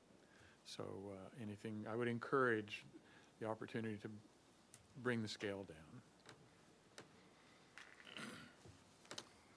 Commissioner Lembeck? Yes. And I agree. I think, you know, if we could be a little lower, it would be certainly desirable. However, I'm not sure that as we walk down the street, anybody is going to see the difference between 45 and 48 feet. It's going to be almost impossible to say that building is 3 feet too high or whatever. So, and it's a real dilemma. The city is being pushed for housing, being pushed hard for housing. This is a condominium for sale, rental. We see rental downtown that has no parking. And there are ways that they're able to accomplish that within the city's zoning and guidelines. I think and we're seeing projects that are on one-way streets, you know, a block from the freeway, where there's no parking on site and there's no parking on the street. And these people are coming in and saying, well, this is what we're entitled to do. And they're right, we can't stop that project. So there's a lot of things here that I think are good. I was going to say exemplary, but they're good. This applicant has worked hard to try to provide openness in their development and patios that balance with the adjoining apartments' patios, as opposed to a blank wall. So you're going to gather openness just by the fact that there is somebody across from you which has openness as well, even though there's a separating wall. We're lucky in Santa Barbara to have apartments that have patios. I mean, there's a lot of cities in this world, in this country, that don't have patios. And so I think we're lucky to have that amenity. And I certainly want to thank the applicant and his, well, the applicant who's the project owner and the architect who have worked hard to try to accomplish something that I think we'll be proud of ultimately. So I do have concerns about, or I do have suggestions regarding some detailing that we can talk about, but I'm not going to jump up and down and scream and yell about the height. Okay. Commissioner Ensberg? And I'm known as an up and down. Yeah, you jump up and down about all kinds of things. Yeah. Thank you, Chair Grumbine. I agree with Commissioner House. I think, I respectfully have a different opinion about the 3 feet. I think 3 feet is a lot. And I think that, you know, we're moving into this uncharted territory, right? We're trying to bring in all this housing, and we've made these rules of how to do it, and we're now doing it. We're in the process now of doing it. It takes a long time. Our profession is one that takes a long process to actually realize things. So we're now starting to see things coming to fruition and how they're actually working. So I really commend the project. I think I like the concept of it and the Paseo part of it. And I just am wondering, how do we, you know, as we continue to now find ourselves in these situations where we are pushing up against an old fabric, an existing neighborhood, and what can we do? And I think the applicant has done some, you know, really good things about pulling the building back and allowing for kind of more views almost into your property that will help, and some of the landscaping. But I wonder, I would appreciate, you know, if we could, in this case, you know, not go up the 3 feet. I recognize, you know, it's a little more difficult, but I think every foot matters. And as we are changing from going from where there wasn't as much housing before, but now there is, I'm wondering if that's something, the solar ordinance is something that we should maybe look at. Because we certainly want to try to be respectful of everyone to the greatest degree possible. And if there's a way of this building or these types of buildings where there could actually be transparency in the building itself, where you might get a little peekaboo through. You were talking about that one archway where the elevator is, that it was bigger before, but now it's smaller. I mean, are there opportunities like that where someone from the neighbor could actually get kind of a view through because of an element like that? So that was something I wanted to mention. And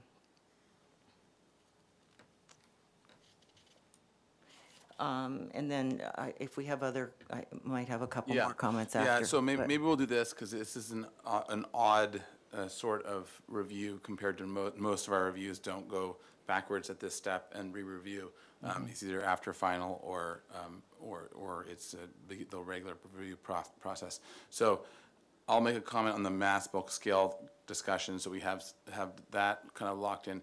And then I think it would be good to kind of just quickly walk through the elevations and hit on key areas that you did work on and get the thoughts of the commission, and so that we can give some direction on those as a general, not without getting into the weeds, but as general comments. So I'll agree with all my fellow commissioners on the mass bulk scale. Yeah. No, I do think that 3 feet is a lot. I understand now in section why that is, that you're going to that move. The question then in my mind is 3 feet is something. It's not the end of the world, but it's also is substantial. It has some weight to it. And so the question becomes, what are the units getting out of it that is so important that it needs to go up that amount? And I think 9'8" ceiling is not as important necessarily as having a 9'2" ceiling, or somewhere in there in the 9 foot range, and kind of, you know, splitting the baby in a certain sense, but coming down a bit, coming down what you can reasonably, but still giving those units you know, a good, decent 9-foot ceiling, or, you know, that's a generous, you know, generous and nice, and in that space, your depth isn't very deep, so there's not like it's a big, long cave that has, you know, a window at the end that really needs the light to reach. So they seem well designed, and the light will be nice. So I think getting it down as much as you can, for my take on it, I would be able to support something that was a foot or two lower, but at least showing the effort really to try to come down in size, at least some of that. And obviously you heard from the majority of the commissioner that had, at least didn't want that 3 foot just to instantly appear. And so to try to bring it down more would be more supportable. You have at least one commissioner that's willing to accept the 48 as a 48. So that's just sort of a quick summary of where we're seeing that. So now if we can kind of walk through the elevations maybe, and comment on especially those areas that they worked on that are different than what was. So if we can go to the front first. So the change to the, I'll start with this comment because I had asked questions about it. The change to the column, I think that's not well resolved yet. And I'm wondering if going back to a piece of wall, but that's just a little bit wider, if you can push the opening, slide the opening on the bike entry area and pedestrian entry area over a little bit, try to squeeze a little bit out, then it'll feel enough like a column that, or not a column, but a pier structure, wall, piece of wall that I think would, then you don't actually need to work on a column with the capital, and which should then stick out past the wall, and there's a number of other things I think you'll get into as a mess. Commissioner Lenvik, you mentioned the roof and wanting the roof. Other or additional comments about this, the shifts that they've done with this elevation and where it's going, or additional studies that are wanted with it, the roof and this opening? Mr. Chair, Yeah. I would ask whether or not one of your sections cuts through that garage opening and shows a little bit more of the scale of that overhang. Does one of your sections show that? No. Okay.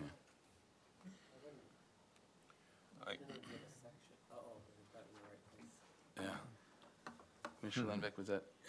What were your thoughts on that area? Well, I hope that the height of the garage opening is as low as it can be from the standpoint of legal access, handicap access, so on and so forth. That's number one.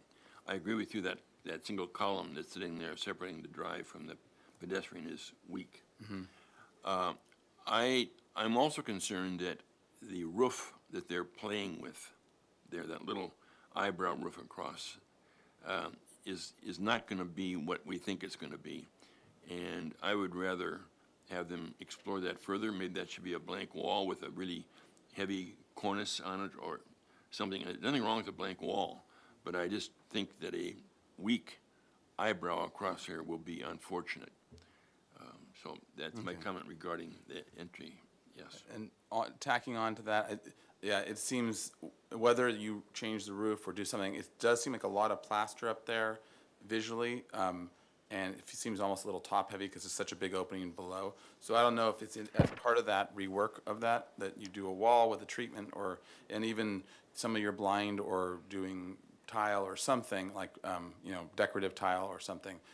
That wall and opening just need to be more finessed. So I think it's. Mr. Chair, I would offer another opinion on that, that the problem with it is just the end of it away from Chapala just is not defined. It just kind of fizzles out. And at some point, you'll be seeing it from an end view and like, why is there this wall with just this thing hanging down instead of it going back up?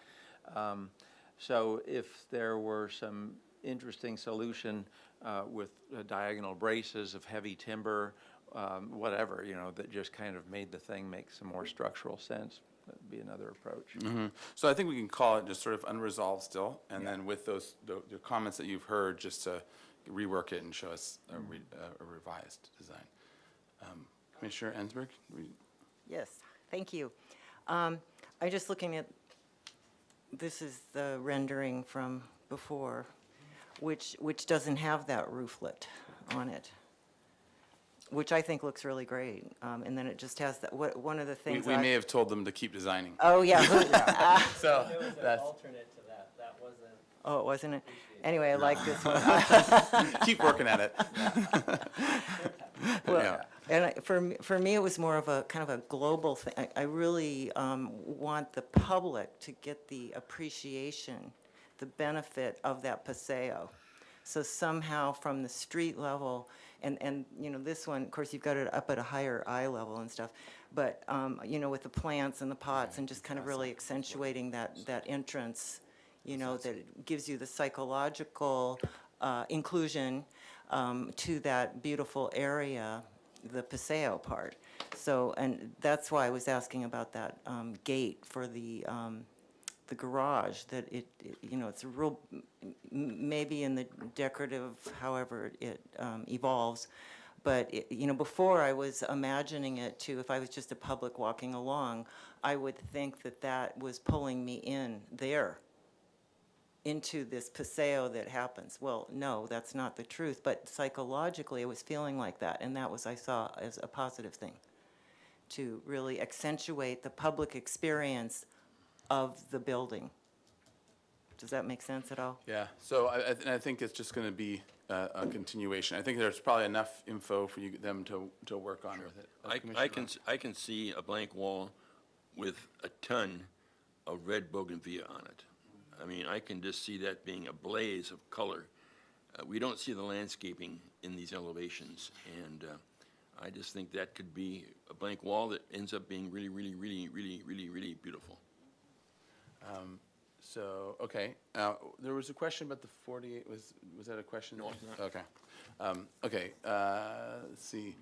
Other questions or comments on this elevation? Mr. Chair? Yes, Commissioner Drury? Does anyone else feel that that's a pedestrian walkway behind the graphics of the bicycles, is that correct? It seems awkward to me. It seems kind of inconsequential and not, it's like a You piece of mean a little architect- opening? Yeah, a little Yeah, opening. they're going to be redesigning it. Okay, good. So Thank you. We'll let them take a shot at it. Mr. Chair, I would point out that we're 45 minutes Yeah, behind schedule. we'll keep charging. Okay, we'll go a lot faster in other elevations. Let's go through just so we have comments, especially based on what changed. So, and I'll just take quick shots and you guys can all jump in. Awnings, I think just more traditional. We're not in favor of metal awnings in general. So if it's wood and either iron that you know, makes sense, traditional iron, or wooden wood, or something else, or awnings with. So awnings just more traditional. Mr. Chair, I Yes. would agree with that, I just don't see chain-hung wood trellises as Yeah. being a traditional detail. Let's see, any other comments on this? Yeah, I think that the three engaged, I won't call them fake arches, but the three are too leggy. I think they could be less height on them. Okay, less height. Also on that fourth floor right side where you have now enclosed that balcony, there is not enough structure, beam, header across there. Yeah, right there. You got to get a header there that makes sense holding up that roof. So this is all on the west side. Yes, yes. South side. Sorry, south side, sorry, yeah. On the south side. South side, yes. South elevation, okay, And Chair, yes. I just want to make a general comment about the railings, that, again, this is sort of something, these are perfect. This is what we see all over town. But now that we're going to have people living there, and we've kind of touched on this discussion a little bit lately, is, you know, everybody's got their surfboard out there or their barbecue or whatever. How do we sensitively and beautifully design these railings in ways that give more privacy to the occupants, and also a more beautiful view from below, you know, So- automatically? So just a note on that, because I do remember it way back, they had it solid and we told them to go to railing. Well, So maybe the there's very, very something, you know, I beginning. think, you know, again, we're moving through this new world order. yeah. So if there's something, I just want to put that out there because I think it's really important. Okay, to consider that, and as we keep moving. Because otherwise, we sometimes end up with Home Depot diagonal lattice applied to the inside to give them more privacy, and then it just, You're only allowed to do that on Park Ridge on Management's got State to Street. deal with that. Really, Management's got to deal with that. Okay. Let's go next elevation. Down to the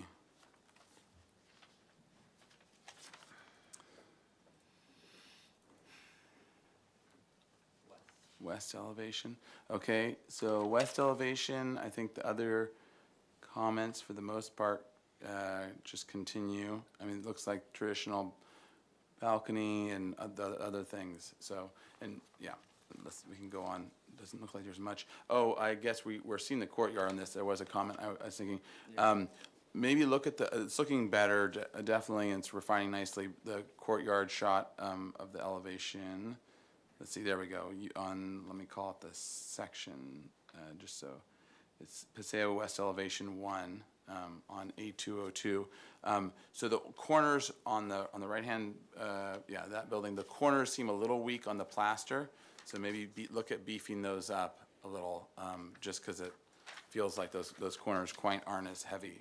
The center portions, I get you're lining it up, but I think try to study that. Mr. Chairman? Yes. That's also the one element that my eye keeps going to and feeling like it needs some more thought and resolution. And largely it has to do with I guess it's the fourth floor, which is kind of a wood structure sitting on top of a plaster structure. And it just kind of is not defined where those two meet. And perhaps if it had a series of beam ends that were kind of closely spaced and gave a little shadow texture to that wall, and made it look more like a wood structure that was sitting on top of that masonry.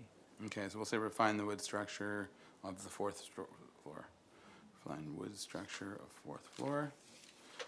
And maybe double up the corbels underneath where the columns are or something. For Structure and detailing of fourth floor. Okay.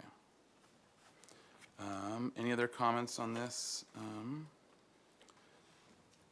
section? Okay. Next, let's go back to those yeah, there we go. Which elevation is that? East elevation. So on the east elevation, any main comments? I don't see anything. Nothing really jumps out at me as a major thing. Okay, and then I think that's it. Any other? Do those need to be summarized, or is that good for? Have we summarized them well enough for those to be captured? Or I can run through them if you want. I think it would be best Okay. if we could run through them in motion, please. Sounds good. Thank you. Okay. So let me take a shot at summarizing our comments. So regarding the mass bulk scale, the majority of the commission feels that the 48 feet is too tall and would ask the applicant to study lowering it more, at least a foot or two, I think is seeming, as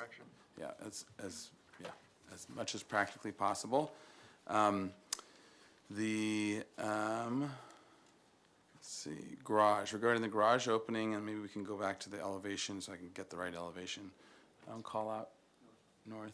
Yeah, so the north elevation, so on the north elevation, restudy the garage opening with a suggestion to change the column back to wall and to thicken the wall portion, and to restudy the top of that wall, and rather than having the 3-foot roof overhang, clay tile roof overhang, study other options. And then those were fleshed out in the more detailed comments. Let's see, on the south elevation, if we can go to the south elevation. And the garage door. Oh, garage door, that's true. And the garage door, or to study that and bring back a decorative options more proper to EPV. All right, so south, awnings are in all elevations, metal awnings are not appropriate to look at either all wood or wood and iron or other traditional awnings or cloth fabric and iron. For the arches on the south elevation, that they seem too vertically attenuated, and to restudy them. Leggy became vertically attenuated, okay. I'm not putting leggy in the, that's our official motion. Okay, okay, and that's it for this. The header, and to study the header depth, the increased header depth for the wood header on the 4th floor. And then, let's see, if we can go to, I think we didn't, let's just flip through to make sure we didn't have anything on the east and west. Oh yeah, so we had, so on that was the same comment for this, but we had the courtyard elevation. Which elevation was that? All right, so that is Paseo West elevation. On the Paseo West elevation, to strengthen the corners on the 3rd floor of the plaster corners on the piers of the 3rd floor, and to study and to detail, refine the wood structure and detailing of the 4th floor, with the recommendation of wood corbels or other elements. And then I think that's it. Is there any other comments? Yes, Chair, the railing idea, I don't know if we want to mention that at all? Oh yeah, Or the is that railing. Oh yeah, to study the railing on that's the south elevation, for the idea of potentially screening balcony. Not as open. Yeah, not to have not as open a railing on the south elevation. I'll just leave it at that because it's enough to work from. Commissioner Drury? Mr. Chair, I just have a question. Sure. If the thrust is to lower the 48 feet to something less, 45, whatever, would that also include lowering the plate heights of the 3 stories of the residential areas? That would be what we're implying is figuring it out, how to lower it, the overall mass. Yeah, I'd like that expressed explicitly. Thank you. Yeah. And their previous design was 45, but I think it was they were saying that it's now they're asking for up to 48, and we're saying push it down and find somewhere. We're not happy with the 48, and we want it lower. And how low can you go comfortably with everything? So, Chair Yeah. Gumbine, what I'm hearing Commissioner Drury say, and tell me if this is right, that the overall everything comes down, not just the 48, but if the 30, whatever the whatever the 3rd floor was the was 3rd raised floor up. stuff as well as the 4th floor. Everything just comes down, not So just the that's overall. that's a good Is that point. what So you're let's- saying? Yes. Let's have that discussion. That's a good point. So is everyone feeling that, the same thing? The 3rd story and the 4th story both coming down more? Well, yeah, I mean, the 4th story has an 8-foot plate already, so I don't see that coming down, but I see the other floors. So I think, just stating our objective to get the overall building height down, how they do it is up to them.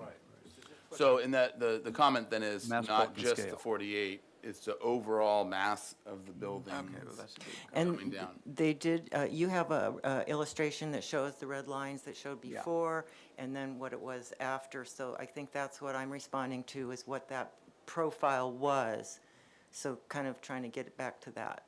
Or close to it. Or, get it back to it or close to it. Mr. Chair, I'll make a motion for an indefinite continuance with your comments.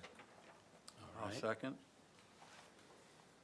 Okay, under discussion, any discussion?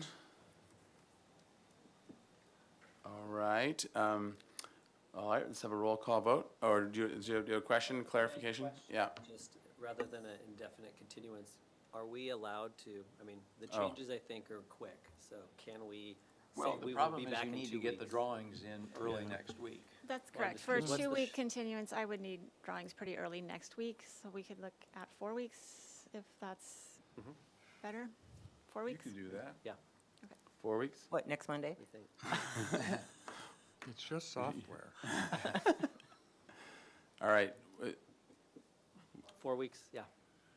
all right. 4 week, is that, Yes. okay with the maker and the seconder? Okay, all right, and any other discussion? All right, could we please have a roll call vote, please? Thank you, Chair Grabite. I'll take the roll call vote. Commissioner Butler, Yes? Commissioner Lenvick, Yes.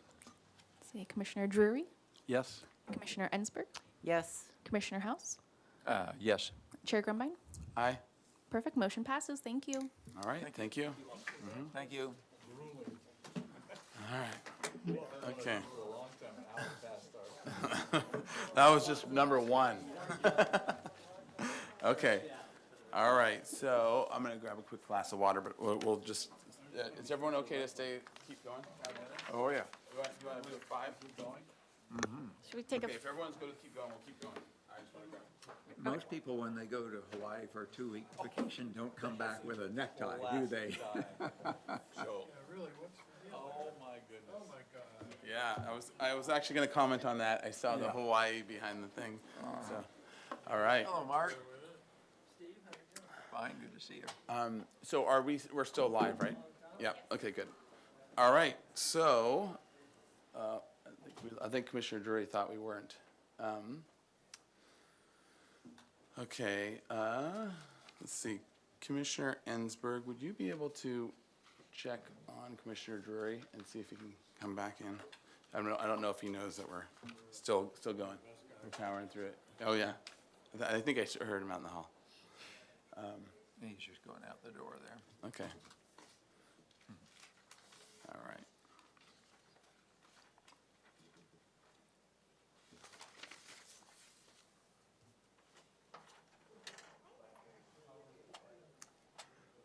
Okay.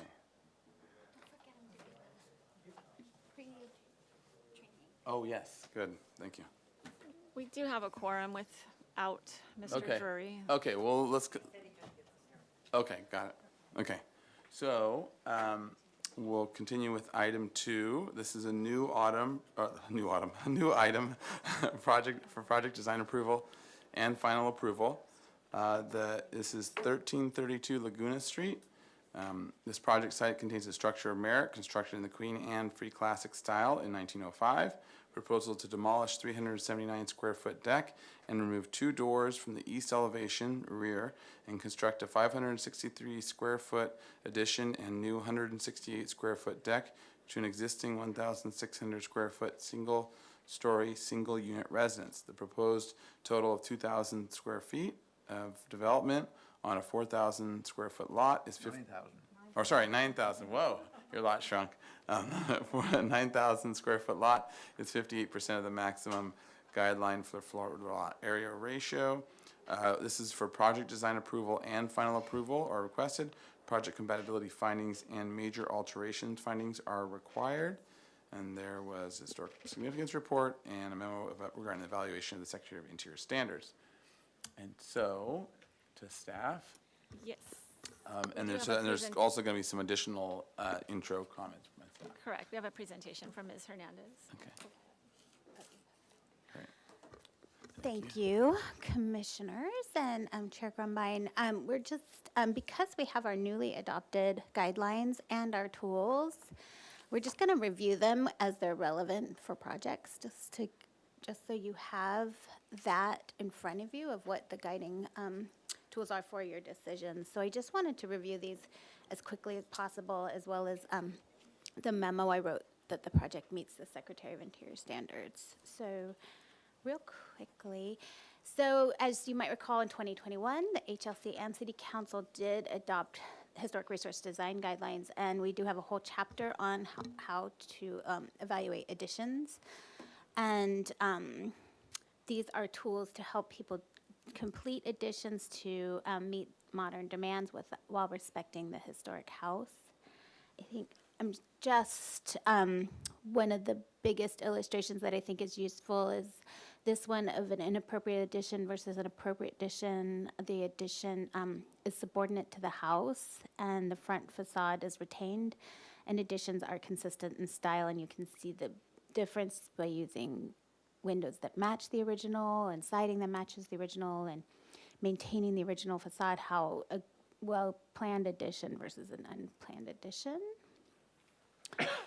And this is just some illustrations that Commissioner Mahan did for the guidelines on appropriate additions on this page, and then the next page, some inappropriate ones to illustrate it. But here you can see a rear addition that is taller than the original structure can be differentiated with like a connecting element here in the drawing to achieve an acceptable level of compatibility, or even a rooftop addition that is set way off the front of the building and is smaller than the building on the sides, can retain the integrity of the building. Here's some inappropriate two-story rear additions. One would be that it overpowers the original building. It is wider than the structure and visible from the public right-of-way, or as in this one, the rooftop really extends onto the front-facing roof plane and destroys the significant proportions of the building, or the rooftop just is not compatible because it just overpasses the mass and scale of the original building.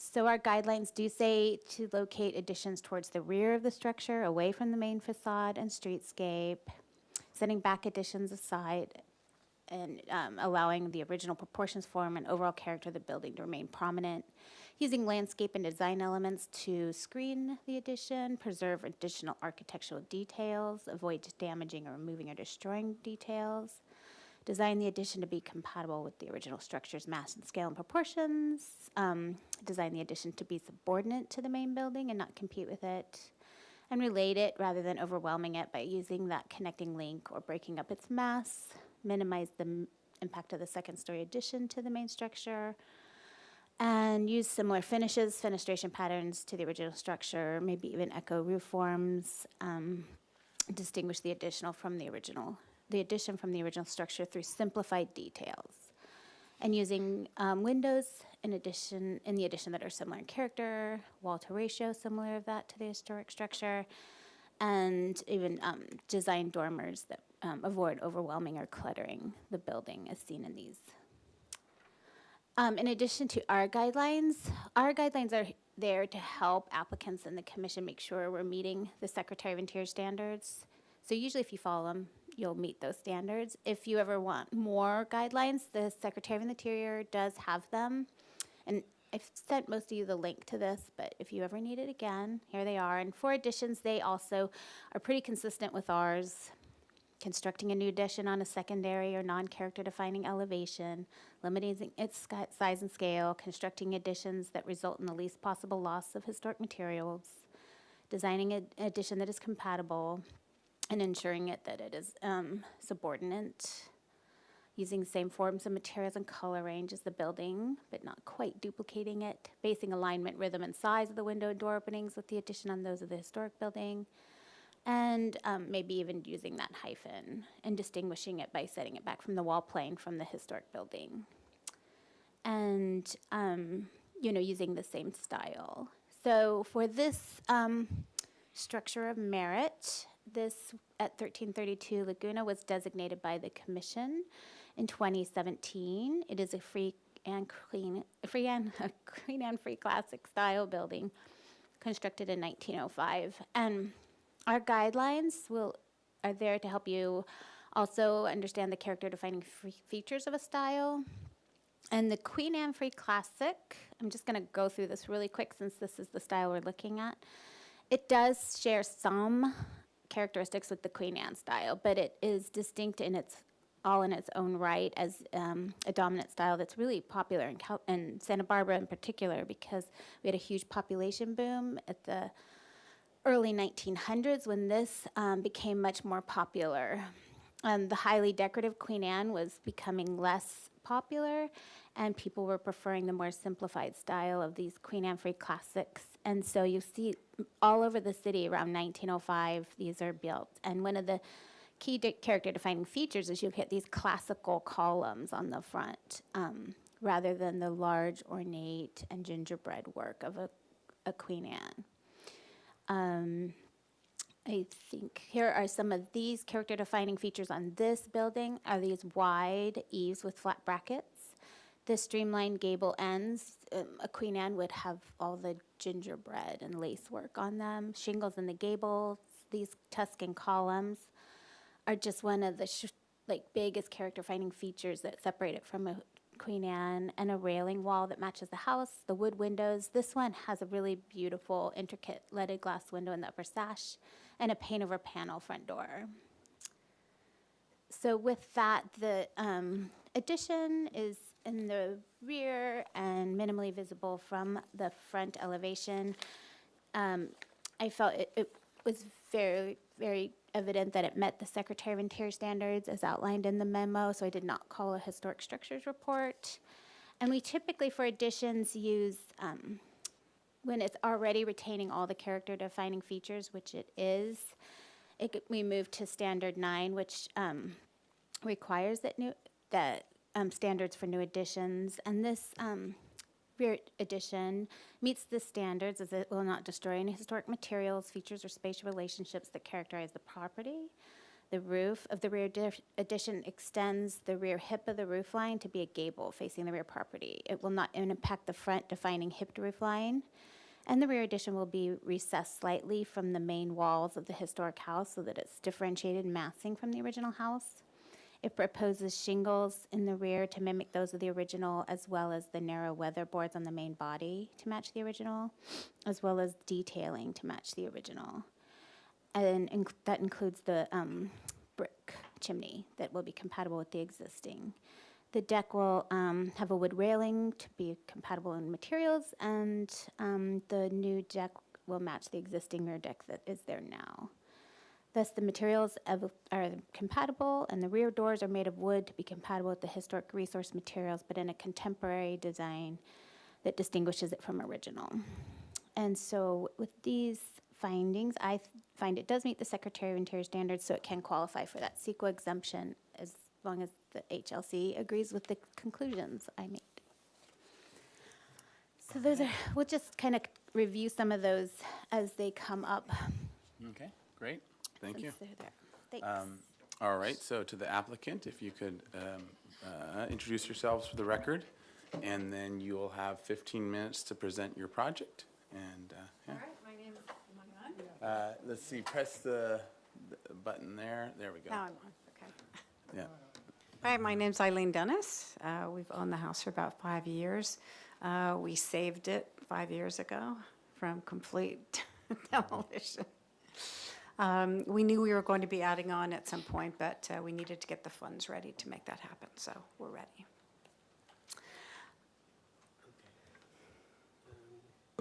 Want to talk about the... Well, I just want to let you introduce yourself. My name is Bruce Dennis, and I'm the husband. And we That had wasn't clear. You clarified that. Not this guy. One of the reasons that we're looking forward to this addition, and as our family grows, is that we lost our beautiful acacia tree that was covering our deck. That was really the only shade that we had in the back. And that's one of the reasons we loved the house when we saw it, was that beautiful structure. But it ran its life. So we have no shade in the back.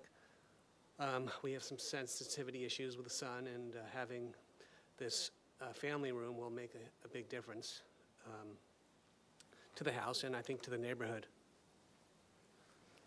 Yeah, I agree. Mark Mirando, agent for the owners. Nicole did a good job kind of describing the project. The Dennises did a remodel in 2016, finished in 2018, where we just basically took the back, which was the old sleeping porch, which has the shed roof on it right now. That's going to go away. That's from about the, how do you move this guy down? Yeah, there you go. Try to scroll down with that. click down to the pages and then, So from right here, there's a rear deck on the back that's existing that we did in 2016. And we're going to keep the structure of it. It's inset from the sides about 4 or 5 inches on each side. And it's all a concrete stem wall foundation that we're going to retain, and we're just going to build, underpin it and build on top of it for the new addition. And then extend it out this 6 feet 4 inches as well, and then put the same style of deck with the posts, so it'll be a tiled deck, so the posts will be, have like a 1/2 inch offset on them. So the new addition is basically, let's go down one more. This is the shed roof. You can see the hip roof here. So the main ridge will get extended all the way out, and this end will become a gable out here, sorry. And so we're just replacing that section of roof to the end, and then the addition is just gonna expand the master a little bit, and then create this great room with a new fireplace. We had put this original parlor fireplace in 2016 as well. It looks really nice. It's the really thin faux brick style. And out the back, the deck will be the same. The stairs are going to come off this way and wrap around to the 2 uncovered parking spaces over here. The materials are exactly the same. The house is the original, like 3-inch redwood. And so the colors, the trim, the windows with the OGs and the sash colors and, the belly band and the waterboard and everything is going to match exactly as you see. If we go to the elevations, this is the original fireplace. This is the living room parlor. These windows, most of the windows are 2050s. These are, 2650s. These are 2640s. And this is the original deck on the back. You can see the vertical siding, and we're just going to match that exact same thing with this. The tile, we're not really showing the tile. That'll be up here and just on the stairs coming down. The rear of it has some 2640s back here. We added a window here originally in the master to mimic it in 2016. So we're just pulling the ridge back, putting the deck in, and everything's going to match. So the gable end will match the original scalloped shingles in the gable end, and they'll also mimic the shed roof coming off of the hips underneath it on the inside, the same beadboard with crown and everything. So we're just matching it exactly, and one of the things that Eileen came up with in the last week was that she wanted a little doggy door out the back. So we might end up moving this section of wall of the deck over towards the window a little bit to get a doggy door onto the deck. And then she wants a bigger window up inside the gable end to Right, get more light in triangular, there. yeah, so that we can actually see the Riviera from there. And you can't see this anywhere because the site is sloping down the driveway. So we're picking up about a foot of the drop as we go back on the deck and the addition. So it's going from like 24.6 to 25.6 overall, and the deck picks up about 6 or 9 inches itself. And that's pretty much the presentation. Well, there's details, that are just showing a section of what's already there with the belly band and the picture rail and the crowns and everything. And this is the same exact deck details and railings that you already see, and it's going to be tough flexed and then tiled, and the rig, everything is the same. So the stairs are going to have to come down on the other side, though? Not necessarily. We can Okay. just expand Okay, the driveway side of the deck okay, about a foot. okay. And that's the only changes that we're going to make. Doggy door, very important, because we are adopting 2 dogs. Rescues. We were just told that we are adopting 2 dogs. Oh. So we are adopting 2 dogs. No, our daughter's doggies. Ah. It gets into the Schwimp there and other details. That's the end of the presentation, if you have any questions or comments. Okay. I mean, the doors on the back are, right now, we have them as bifold, but we realize that because they're so wide, that when you open them, they come into the house so far and out. We decided to make them stackable instead, so that's the only difference. They'll look about the same as that, but they'll just kind of stack in this direction, so they won't open into the house or outside of the house. Excuse me, may I ask, are those the doors that sort of fold into each other? Yes. Okay, and if this completes your presentation, actually, why don't you flip through all the pages just so we've officially flipped through and point out anything else that jumps out at you. That's the existing front. That's a picture of the front. That's the original. These are just the originals. That's the section through the house, and then the stair details. That's just fireplace details. That's for stormwater. That's a picture of the front of it with all the detailing that we're going to match. Window trim. You can see the OGs on the windows and the same colors. They're all called out. That's just going into the pictures, I guess, is really just the streetscape. You can see the deck detail where we brought the posts down in order to get the 200 pounds of force because we don't want to set them into the deck for waterproofing purposes. That's the jog. So this is the original jog with the shed roof. You know, these were the old sleeping porches. The other side isn't jog, so we're just continuing it. So when this gets pulled out, that'll just get filled in with longer corbels, right? And a little bit more beadboard. And that's the back with some landscaping. The gate, and you can see how it's set down from the street a little bit.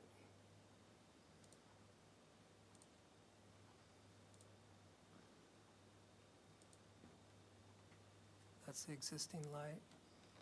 All right. Great, so if that completes your presentation, or does that complete your presentation? Yes. Yeah, okay, great. All right, so we'll now open public comment. Any member of the public, and since there's no one in the room, we'll go to online public comment. Any online public comment? Thank you, Chair Grumbine. I do have some participants. If anyone via Zoom would like to speak on this item, please go ahead and raise your hand. All right, not seeing any raised hands, and then we did not receive any written correspondence for this item. Back to you. Thank you. All right, thank you. All right, to the commission for questions. Any questions? Commissioner Drury, did you? Mr. Chair, just the location of the backyard, it sort of slopes toward Olive Street in the back, right? Correct. Yeah, pretty substantially, I suppose, after your property line plummets off. Thank you. All right. Mr. Chair, just so I understand, when you're talking about a larger window in that gable end at the rear, is that a volume ceiling in that new addition, or is it a flat ceiling? It's volume. Okay, that's why. Yeah. I wasn't sure if there was a stair up to a upper level, which I didn't notice Well, on the that's plans interesting. before. We did come in with a second story. Uh-huh. We changed it, so we set it into the roof system, and Yeah. the only way to get up there was through like a 16-foot dormer, Mm-hmm. and it didn't seem like you guys would approve that, so it's going to be a We'd like tough you to sell. More of a approve it. challenge. Do you want to approve it? Both second story, quick switch. No, yeah, it'll be vaulted. All right. Commissioner Manuel? Is there any, I didn't see a plan. Is there any proposed landscape? Or is it? No, it's already landscaped. We're just pushing this deck out about, into this area right here that you see. So We did have walkway. landscaping in that area. We actually have already removed those trees and moved them to another part of the property, so we didn't want them to die. So we Okay. took the purple leaf They're plums that were on over the here. sides, lifted them, put them over, and they're doing really well. Okay. So we're going to keep those where they are. When this moves out, we'll go ahead and, again, put a few more purple leaf plums. this is and a it few right other here on the things. side. Okay. Yeah, that's the purple leaf. That's one of them that we moved. And then can you just touch on the stormwater plan? I know you mentioned it, but The just- stormwater is just going to, it's a tier 2 system, so it's just going to be taking the downspouts and dislocating them and discharging them into the yard. It'll be really simple. We're just going to dump them out here into the low sloped yard area. All right. Questions? Commissioner Ensberg? Yes, thank you. Can we see do you have a site plan that shows that? Yes. And also how the parking works, just so I understand better? Okay. So this is the existing curb cut, and this is concrete back to here. And then this is all AC, this was all existing. And originally, this was all pavers for the 2 uncovered spaces that were required for the last remodel, because there was a garage underneath on the back of this thing, on a deck. So there was a 2-car garage that had like a 6-foot ceiling in it, and it had the water heater, and it just, I don't know how they pulled it off. I guess they had little Model A's back then. So we demoed that, and we did the under 80% FAR, so we did 2 uncovered on these permeable pavers. And with the new addition, I already ran this by transportation, and the existing pavers already work. So we originally, underneath this existing deck that we built in 2018, we had the 200 square feet of required storage, but now we're not going to make it that high underneath there, the 5 feet, because it doesn't function. So we're just going to put these 2 sheds out in the rear yard to create the 200 square feet of storage for the 2 uncovered parking spaces requirement. Okay. And then what is the original deck? Was that on the house forever, or when was that added on? Is that a historic piece? The deck that you see in the pictures? Or? Yeah, the deck with the really wide stair. Yeah, that was what was approved in 2016, finished in 2018. And then was that by HLC? Okay. Yeah, it was Yeah. McMahon. Yeah. Mr. Bill Commissioner Mahan Mahan. did most Okay. of it at consent. Gotcha. And then when the project was finished, because I don't know if you remember the before pictures, but it was yeah. a really beautiful restoration on the front. So then we designated it when it was complete. Yeah, gotcha. Okay. Okay, thank you. Other questions? All right. Oh, I do Okay. have a question. Yeah. Your new fireplace, is that a zero clearance fireplace? It's gas, yeah. But I mean, Zero. it's a manufactured fireplace, it's not like Correct. a site-built masonry or, Oh, no. No. yeah, okay. And I'll ask a doors and windows, or doors question, because we're looking at the doors right now. Assuming that we didn't require any muntins or any divisions in your doors from last time, because they're not there, so I'm assuming we didn't. But language-wise on these, I know you're looking at stackable, but has there been any discussion of what might be if you were to divide them? I know there's not a lot of divisions on this, it's double hung on, but if you were to divide them, what those might be? Because I'm assuming you're not reusing these doors. Well, those doors are gonna get recessed about 2 feet 9 away at the closet. So they're gonna get reused inside, and then Okay, gotcha. then the outside will be different. New ones. Okay, so has there been any consideration about that along those lines in terms of having some divisions that it relate to, and then tied to the surround? Does it have that sort of craftsman-y surround around the other doors and windows? What's the trim like The other around it? trims just die into the belly band. There's not even an upper trim. It's just because of the gable end. Yeah. Let's see, like right here. Oh, yeah, it You can does- it see does the have that belly detail. band with the picture rail between it, just. Oh, I top see. of- I see. And then over here, of course, we put one in like a 5-inch and then overhung it just like an inch Mhm. to make what would have been there. So now that you're wrapping that as a continuous roof, has there been any thought about matching the detail on the left? Yeah, it is. towards- This will wrap all the way around.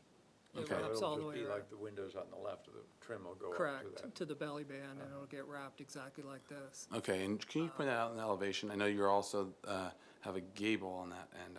Yeah, okay, great. Yeah, right Yeah, here. The that makes corbels sense. just continue, and where the jog is, it'll just get about 9 inches deeper along that section. Gotcha. But the other side is like 23, and it matches all the way along the kitchen side. So then can you go to elevation now on that? The back elevation, yeah. So, and then, okay, so then you're making up that difference. So you got a longer eave overhang on the, we're zooming into that east elevation. You've got a longer overhang on the left side. Is that by? Oh, sorry. No worries. It's a pain. Yeah, if you could scroll down there. Oh. There. Okay. Yeah, that's fine. So yeah, okay, I could see the offset of additional whatever 9 inches or whatever you're saying. It'll be a higher plate as well as more overhang. Yeah, the plate will match at 9.4 throughout, and then it'll be vaulted. Yeah. When you move that wall in to maintain the slope, you're going to have a higher plate on that. Oh, right. Yes, correct. Yeah. Okay. But you won't see it because it'll be softened. you won't see it. Okay. This was my house, 618 Castillo. It's the exact same building. Yeah. Oh, we do. Look at that. That still work. It's exactly the same as theirs. I just brought it to the meeting so you could see the detail in the gable end and the way the shed roof and the picture crown and everything on the inside of it. Great. Okay. Any other questions? So that's what the back gable will be with the shed and the shingles. They have scallop shingles, so we'll mimic that on the front. Mm-hmm. And then, Triangular window. That's oh gonna go yeah, in there. we'll have to come back maybe to With a the consent or study something for- for yeah. that and show you the door, maybe show you the door system and what it's gonna look like and what the window will look like in the gable end. Yep. Okay. That's all my questions. Any other questions, Commissioner One Ensminger? more really quick one. Can we just look at the floor plan for this rear elevation? You know, how those windows, is that all just one big room? Yes. All the way across? Yes, we just took these doors that you see at the back of the house and pushed them out like 3 feet in order to get a closet in the master and a little bit more space. And then this is just one great room that's all vaulted. And there's 4 doors centered in the middle of the building. And then she wants like a counter over here, so this window got shifted about 2 feet 5 off the interior. And this one's just centered in that. It's a little closer to the edge, actually. And this deck will get pushed towards it about 19 inches for the doggy door. So basically, the And- fireplace is kind of centered between this point and here. Oh, actually, it's centered off this counter. So it's centered off this counter here with the 2 windows are centered off of it. And then these 2 are, this is going to be like a hutch or a cabinet, so we centered it off of that. And then you said that you're going to have sliders. These doors are going to be sliding? There'll be affixed at the Yeah, end they're- and I don't- slider over? Is that what you're She just talking about? brought that The out. double but I don't- slider? I don't see how that's gonna work to slide in front of the window, so. No, it won't slide No, in no, front of in the window. front of They the actually door. slide in front of themselves. Oh, So it'd it be- doesn't go into the wall. It actually just, So They did you just want, stack. are they going to be 4 that will all Oh, slide so together stack to into one one. side? I'm or- not sure if 2 go this way and 2 go this way. I have to Okay, think it through. okay. Either or, they do it all, Yeah, so. they'll make it any direction we want. All Right. 4 No, in this I'm aware of direction or that, all yeah. 4 in that, Yeah. but yes, it's a good question. Okay. Any other questions before we roll into comments? Okay. Let's roll into comments now. Who wants to kick off? Chomping at the bit. Well, I'll just say I think it's a lovely project and I support it. Thank you. Well, I will say I appreciate very much your loving, tender care to this house, and you've done a wonderful job so far. I would have a few comments on your proposed addition. For one thing, your proposed deck is matching what you did earlier, and it seems to me you could do a little more research on how railing detailing would happen on a Queen Anne Free Classic or something. It just seems more contemporary. And so, without going to a lot of frilly detail or anything, there just could be something a little bit more appropriate for the style of the building. Likewise with the doors, I'm a little concerned you get into sliding doors and that has more of a contemporary look to it, but I'm also realizing it's the back of the house, so I don't feel as strongly about it. You mentioned a triangular window, and that has me concerned, because that's definitely kind of a That's why I'm bringing seventies it up. kind of thing, so. It is, it's really just to get as much window space as possible. It Yeah. doesn't have to be triangular, I'm just trying to Okay. get as much so that. Yeah. Yeah, so that we can. Keep you that know, in mind see. when you make your revision, that it needs to feel appropriate to the architectural style. I'll piggyback on that just for a second, just so, yeah, so maybe do the study of what are Queen Anne Free Classic windows up there that give you the most light and design that would still be appropriate. So whatever shapes or combos, because there's combos, there's rectangle, little rectangle, there's different ways of doing that, so take a look at that. And the only thing I wanted to just kind of give you a tip to is manufactured fireplaces these days are very hard to get approved wood burning unless they're on a list of EPA-approved ones. They are. They That's- are, yeah, okay. mhm. 'cause We're there's using the not a exact lot same of 'em. one that we got approved Okay. EPA in the front. We're using the Because exact back in same one on the 2016, back. it was a lot easier. Now it's a lot harder. We purchased it in advance. Okay. And we All already right. own it, You're so, on top of it. yeah.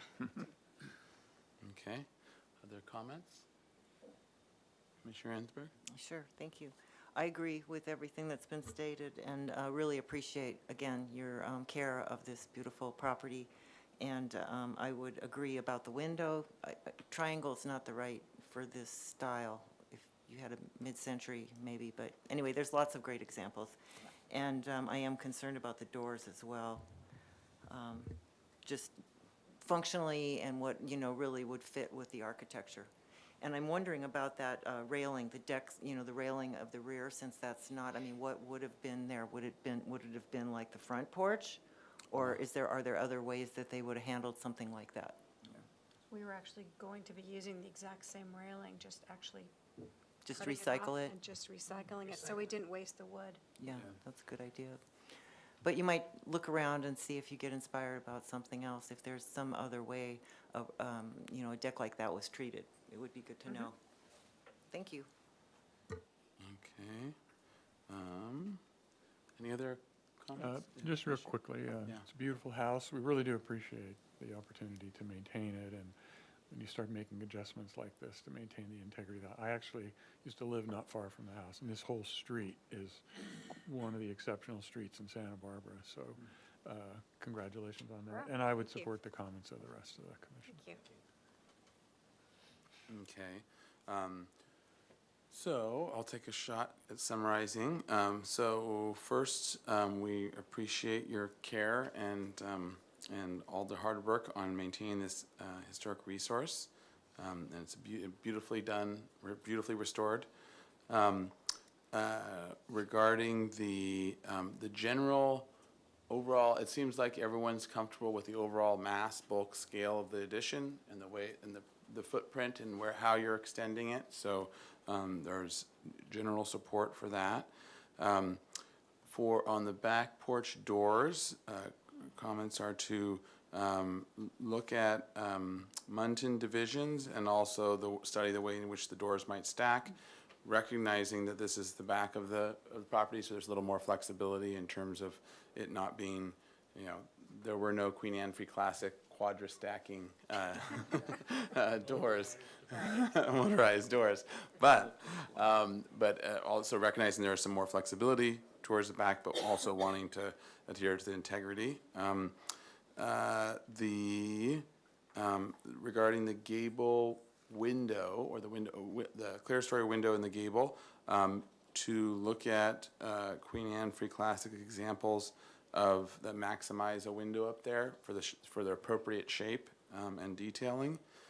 And then regarding the balcony, the suggestion is to study more appropriate Queen Anne Free Classic ways of enclosing the balcony, but I think as well understanding the desire to reuse the existing wood as an option. I think that can be discussed as you come back as well with your study, and understanding the appropriate of it, especially because we did approve it before as that design. So understanding that all those realities as well.